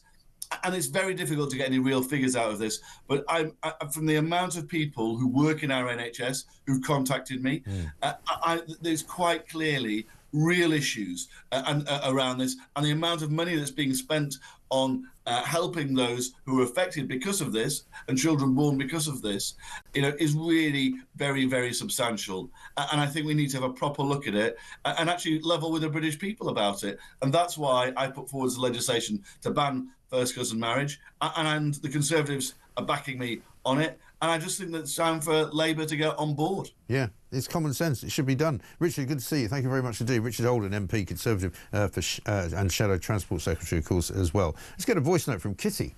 Good morning, Mike. Kitty from Kent here. The £20,000 that Keir Starmer dismisses because he's so rich, and he's so rich because he never has to spend his money, actually in today's money is worth over £40,000. So just to clear that little matter up. Regarding the field he bought for his mum, I just wonder if we've been misled by donkeys. Have a lovely day. Very good. I like it. Misled by donkeys. That's a good way of describing this particular government, isn't it? Dave in Ireland says, this morning, Mike, I just listened to that interview with Peter Kyle. Oh, my God. The only true line to come out of his mouth was right at the end when he said Keir Starmer will always look after his family. Do they even listen to themselves? I know. And one from Phil in Wales, he said, Mike, that was lies, lies and more lies. How the hell is Starmer looking after the country when he is destroying the country? And Sharon says, please make these people stop talking. They are liars. I'm losing my mind. She's talking, of course, about the Peter Kyle interview. It is incredible what your reaction is to that. Nothing but lies and obfuscations, says Adrian from Wales, from the Business Secretary. It's in Labour's DNA to spread their toast with lies. They have to go. Absolutely great show. Yeah, not at all. Thank you very much indeed. Coming up, we've got more from Labour Party conference. We're going to be talking to Kate Ferguson, the political editor of The Sun on Sunday. Ryan Saby's also going to be on the show as well. So much going on, but so little to believe in. That seems to be the biggest problem right now. What about the NHS? I mean, they're talking about now creating 8.5 million sort of app appointments so that you'll be able to virtually visit a hospital and virtually talk to a doctor and virtually get fixed and virtually enjoy yourself. Well, good virtual luck with that. It's virtually impossible to believe, isn't it? It's 9:33.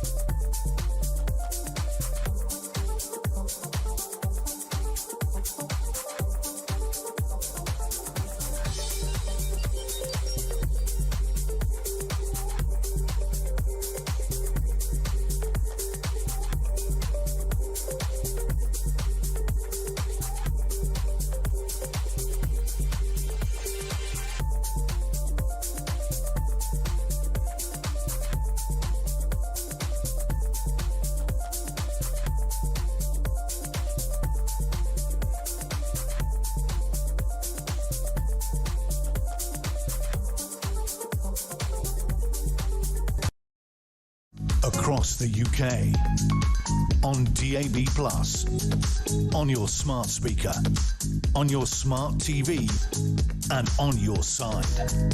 This is Talk. Welcome back to Morning Glory. It's coming up to 9:36. I'm Mike Graham, and of course, today is the big day for Keir Starmer to make his speech. They're calling it a do-or-die speech. They're calling it a make-or-break speech because he has to get up and try and convince not just the country, but his own people at Labour Party conference in Liverpool that he's the right man for the job, number one, that he's not going to be felled by any more scandals like the donkey field and what he did about that implied trust that everybody seems to think he made. And also, what about Morgan McSweeney and all the swirling going on in the background there? He's going to have to try and make out that he didn't really mean to call Nigel Farage a racist because a lot of his party don't think that was a very good idea. And he's going to have to sort of set out his stall. I wonder if we're in, phase 3 yet or phase 4. I've really lost count. Let's talk to Kate Ferguson, political editor at The Sun on Sunday, who's up there in Liverpool for us. Hello, Kate. Very good morning to you. Hi.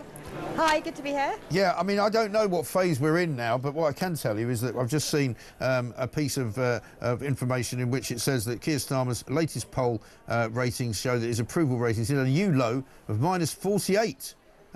This comes after Ipsos gave Starmer the worst approval rating of any Prime Minister since at least 1977. It's not looking great, is it? Oh yeah, I mean, those numbers speak for themselves. It's so grim. Keir Starmer has a huge challenge this year at conference, and in his speech, I heard you said some people are calling it a do or die speech. I mean, it is really that serious for him. He's faced like a lot of anger, frustration from his own MPs here.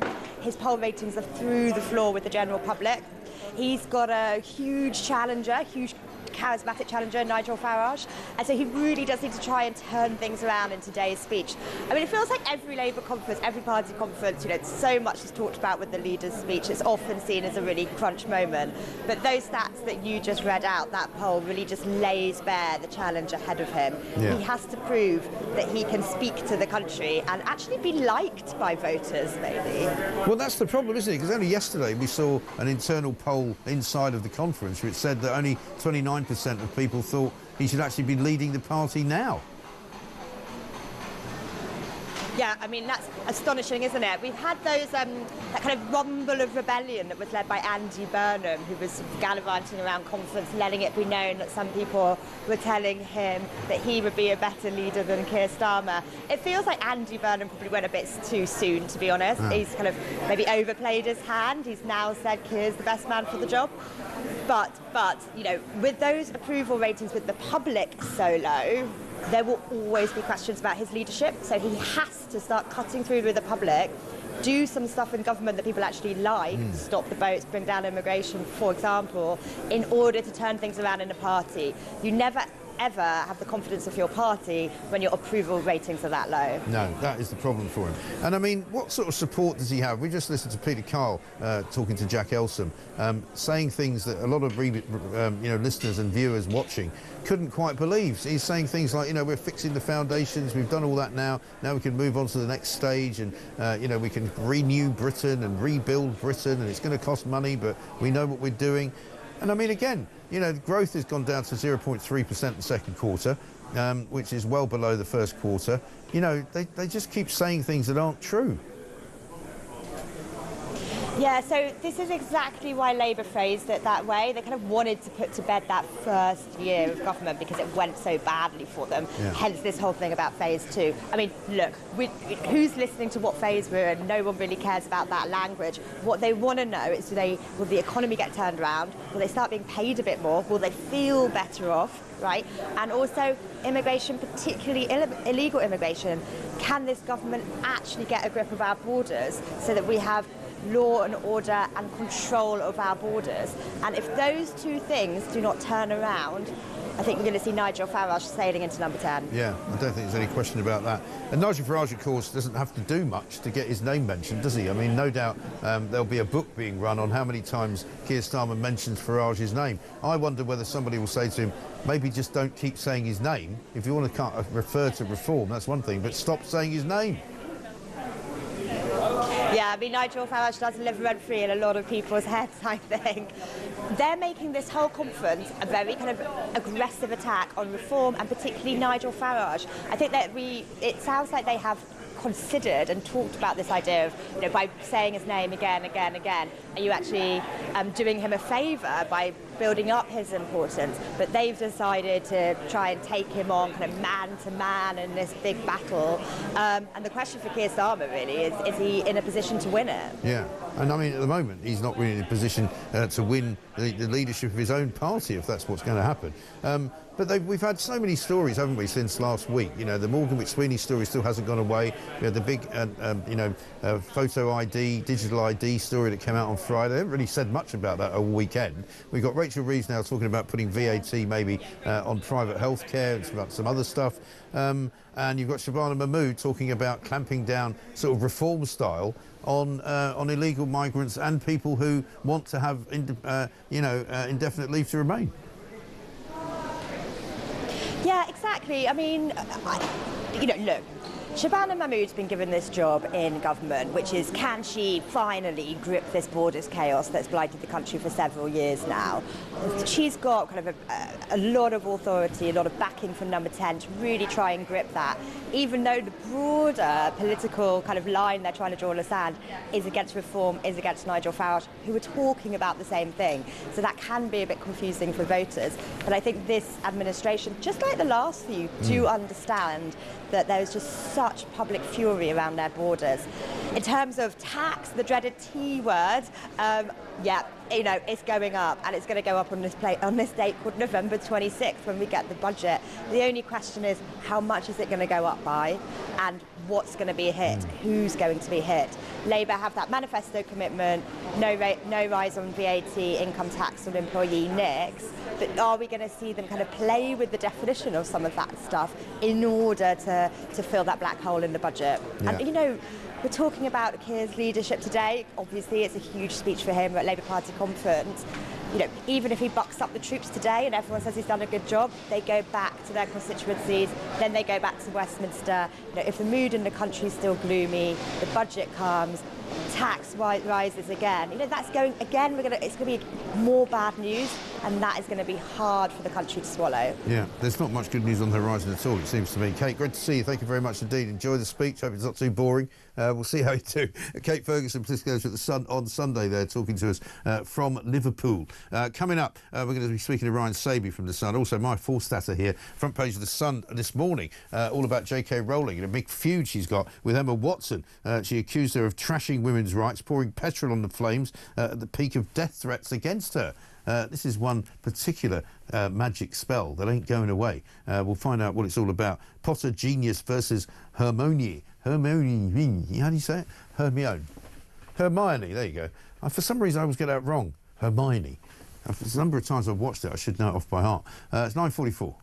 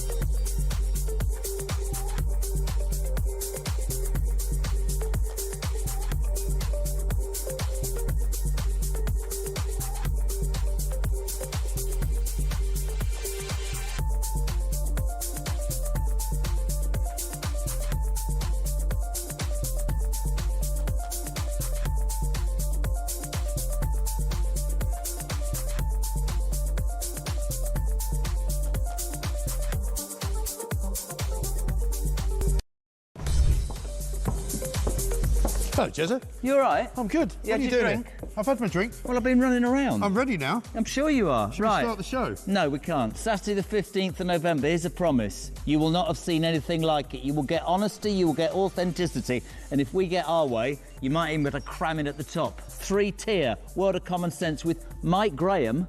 And Jeremy Kyle. In that order.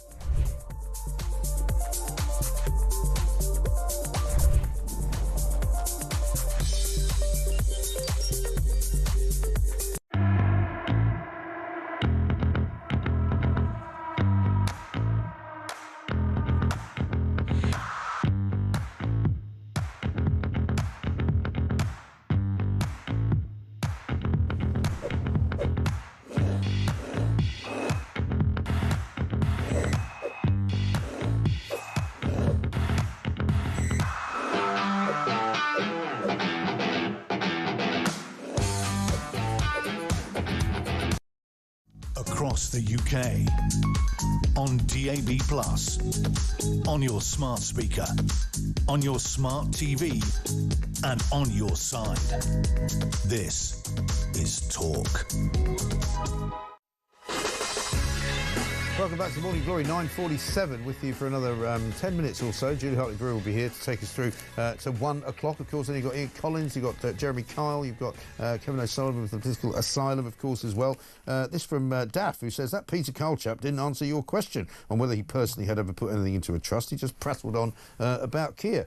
Yeah, I know. This is the trouble. You ask these people questions. This is the latest thing that politicians are coming out with now, and he did it in the same way as Rachel Reeves did it yesterday on another station, where they go, oh, well, I'm not answering that question because if I answer that one, you just ask me another. Yeah, that's called an interview. You know, I ask you a question, you answer it. Only politicians think that when you ask them a question, they don't have to answer it, or they answer a completely different question to the one you asked them. So, for example, when I asked Jack Elsom to ask Peter Kyle if he had ever put any property in a trust, he just didn't answer. Some people who might be more suspicious than me would suggest that he didn't want to answer the question because maybe he has. Because maybe they're all at it. Maybe they're all dodging taxes. Quite legally, of course, they're quite entitled to do it. But don't come after us for doing it if you're doing it as well. Let's talk now, though, to Maya Forstater, because a big piece on the front page of The Sun this morning, J.K. Rowling, a big row with Harry Potter's star Emma Watson, because they've had a massive row going on for years now about the whole trans issue. Great headline, J.K. Rowling and the Gob Full of Ire. You can see how that could become a movie, couldn't you? And apparently Emma Watson said this, first of all, on J.K. Rowling on Jay Shetty's podcast. There's just no world in which I could ever cancel her out or cancel that out for anything. It has to remain true. It is true. And this is where this like holding of these, I just don't know what else to do other than hold these two seemingly incompatible things together at the same time and just hope maybe they will one day resolve or co-join themselves and maybe accept that they never will, but that they can both still be true. And I can love her. I can know she loved me. I can be grateful to her. I can know the things that she said are true.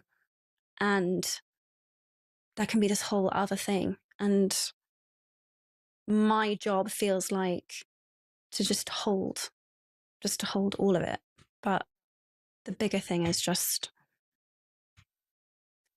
what she's done will never be taken away from me.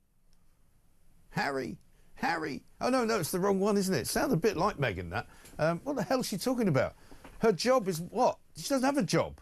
She was made very famous and very wealthy by J.K. Rowling because she appeared in the Harry Potter series. And, you know, who knows where she would have been if that hadn't happened. But now she's saying, oh, well, you know, I still love her, even though I've been slagging her off. I mean, J.K. Rowling says in The Sun today that she's been pouring petrol on the flames at the peak of death threats against her, and that basically she's trashed women's rights. Maya Forstater's here. Maya, very good morning to you. Morning. I guess it had to come to a head at some point, didn't it? But, you know, you can't help but think, as J.K. Rowling says, it's hard to imagine that these people who have had such a privileged life can actually see anything that's real in the world. Exactly. I think they've just been trying to cover their own back and say what won't get them cancelled, but they've been throwing women under the bus, and she's betrayed J.K. Rowling and expects her still to be her friend and still to love her. Yeah. That's not how it works. No, it's a very entitled view of the world, isn't it? That, you know, oh yeah, we've had this really terrible row. I've actually caused people or helped people to make death threats against you, but I'm sure you'll forgive me because, you know, maybe one day soon we might be able to work together again. Yes, and also as J.K. Rowling said, it's entitled in that Emma Watson, you know, is never going to be in a women's prison. She's never going to be in a women's refuge. She probably doesn't use public toilets or, you know, anywhere that's not behind the velvet rope. And yet she was willing to give away women's rights and not to stand up for J.K. Rowling when she stood up for something which, you know, every sane person knows that a man isn't a woman. And the only reason to say that they are is because you're afraid of what will happen to you if you speak the truth. Yes. And she's interesting. I mean, it's a 600-word statement that J.K. Rowling's put out, and she says that the change of tack from Emma Watson, she suspects has been adopted because she's noticed that full-throated condemnation of me is no longer quite as fashionable as it used to be. Yes, I think that's right. I think you could hear some kind of regret, I think, in Emma Watson's voice. Yeah. But she's given away too much. Yeah. I mean, it's extraordinary that this feud has gone on so long, really, as well. And not only Emma Watson, because her other co-stars in Harry Potter, you know, Daniel Radcliffe and the other bloke that nobody can ever remember, Rupert Grint, I think his name is, you know, they've all gone along with it, haven't they?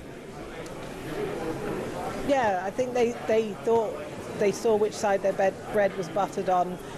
They wanted to make it in Hollywood, and the best way to do that was to betray J.K. Rowling.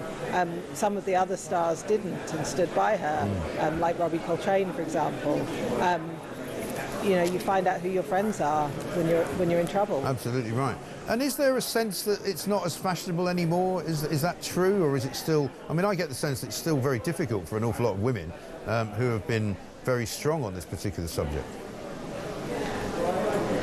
I think it is still very difficult to say, and you know, lots of people at work and in school and at university and who have jobs in Hollywood and places like that do find it hard to just say the truth, because they will get cancelled, they will get pressure on them.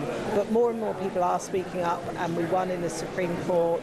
You know, the highest court in the land in the UK said that women are female, so it's got to be easier to say it. Yeah, exactly right. And I mean, the movement, the trans movement, particularly the very, very kind of threatening and kind of, I mean, I'm going to call it violent because it has been violent as a movement. Is that still very much a thing, or is that kind of going away a little bit? No, I think it's very much still a thing.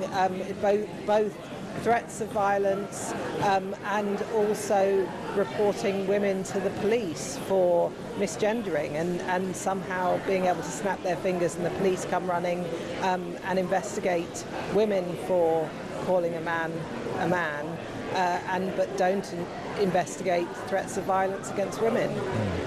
Yeah. And that is really the problem. And there's still a lot of places dragging their heels on the new rules around women's private spaces, like hospitals, which still seem to be, you know, not quite complying with the new law. Places up in Scotland in particular as well. Yes, I mean, it's not the new law. It's the law as it always has been, but it's been misunderstood and missold by Stonewall and others. And as you say, authorities, schools, hospitals, the City of London over the Hampstead Ponds, for example, they've got 3 ponds, a women's pond, a man's pond and a mixed pond. So there's somewhere for everybody to swim, but we're having to sue them so that they will stop allowing men into the women's changing room, women's showers where women are undressed. It is extraordinary, isn't it? Well, I mean, good on J.K. Rowling for putting it out there, and a great headline, as they say, on the front page of The Sun. Maya Forstater, thank you very much indeed, reporting into us there from Liverpool on the Labour conference going on. J.K. Rowling and the gobful of hire. Let's get a voice note from Sue on fixing the foundations. Hi Mike, it's Sue from Lee. When Starmer or any other of the Labour politicians go on about fixing the foundations, do they not realise, you know, cringing it is? It's like some Monty Python sketch. I'm fixing the foundations. No, you're not. I'm fixing the foundations. You can't fix the foundations because I'm fixing the foundations. Well, if you're fixing the foundations, I'm going to smash the gangs. No, you're not, because I'm smashing the gangs. Great show, Mike. So thank you very much indeed. Yeah, it is ridiculous, isn't it? This one from Robert. He says, Mike, have you noticed the Labourites always talk faster when they're lying? Well, I don't know of any time when they're not lying, really, so it's hard to compare and contrast, but there we are. Julie Hartley-Brewer's here. Very good morning. We're terribly excited about Keir Starmer's big keynote speech where he's going to define his... What's he going to do? There's milestones, missions, legacy. I don't... Genuinely, it could be a complete waste of time. It will be. It'll be all about renewal, though. What are we in? Phase 4,321? Something like that. I mean, it's genuine. It's like he's going to, you know, he wants to tell the nation what it's all about. And it's like, Mate, you've been elected for 15 months now, almost, and we still haven't got a clue what you stand for. No. Because you don't have He a clue doesn't know what he stands for. No. He's such an empty vessel. It is embarrassing. Talking of empty vessels, Yes. Tony Blair is going to be running Gaza. Great. Haven't they suffered enough? When did that happen? Haven't they suffered enough? I mean, somebody said to me last week when it was first sort of mooted that he had this idea, because everyone thought that's never going to happen, and then suddenly here we are, and he goes, never bet against Tony Blair. Maybe Hamas will suddenly surrender and just go, no, not Tony Blair, anything but him. anything but I mean, I think this what's fascinating today is this Trump Netanyahu announcement, this 20-point plan, and whether Hamas are considering it, apparently, quote, according to the BBC, in good faith. Because terrorists do that, don't they? Of course they are. Yeah, I mean, like they're starving and torturing their hostages in good faith. Yes. I mean, really, it's going to be fascinating because they can either take the deal or basically, as far as I'm concerned, certainly as far as their biggest ally, the West, is concerned, the US is concerned, free reign to Israel. Yeah. Destroy Hamas. Got no problem with that. It's quite a clever move in that way, actually, because it means if they don't comply, then, as you say, all bets are off. I can't work out whether people hate this because it's Trump or hate this because their cause isn't pro-Palestine, it's anti-Israel. Yeah, they've gone a bit quiet, haven't they? Haven't they gone quiet? Yeah. Because suddenly there's like tumbleweed going across social media. Where have they all gone? You'd think they'd be going, brilliant, peace, genocide, mass starvation, war in Gaza. You'd think they'd, this is wonderful, let's get rid of it. You'd think they'd want to stop that, wouldn't you? You'd think. Or maybe that's not their concern. Yes, a lot of string striking. Well, of course, also they're all up at Labour Party conference at the moment as well, so I suppose they're all busy in probably got hangovers. fringe meetings, that sort of thing that Aren't they you do. glad we're not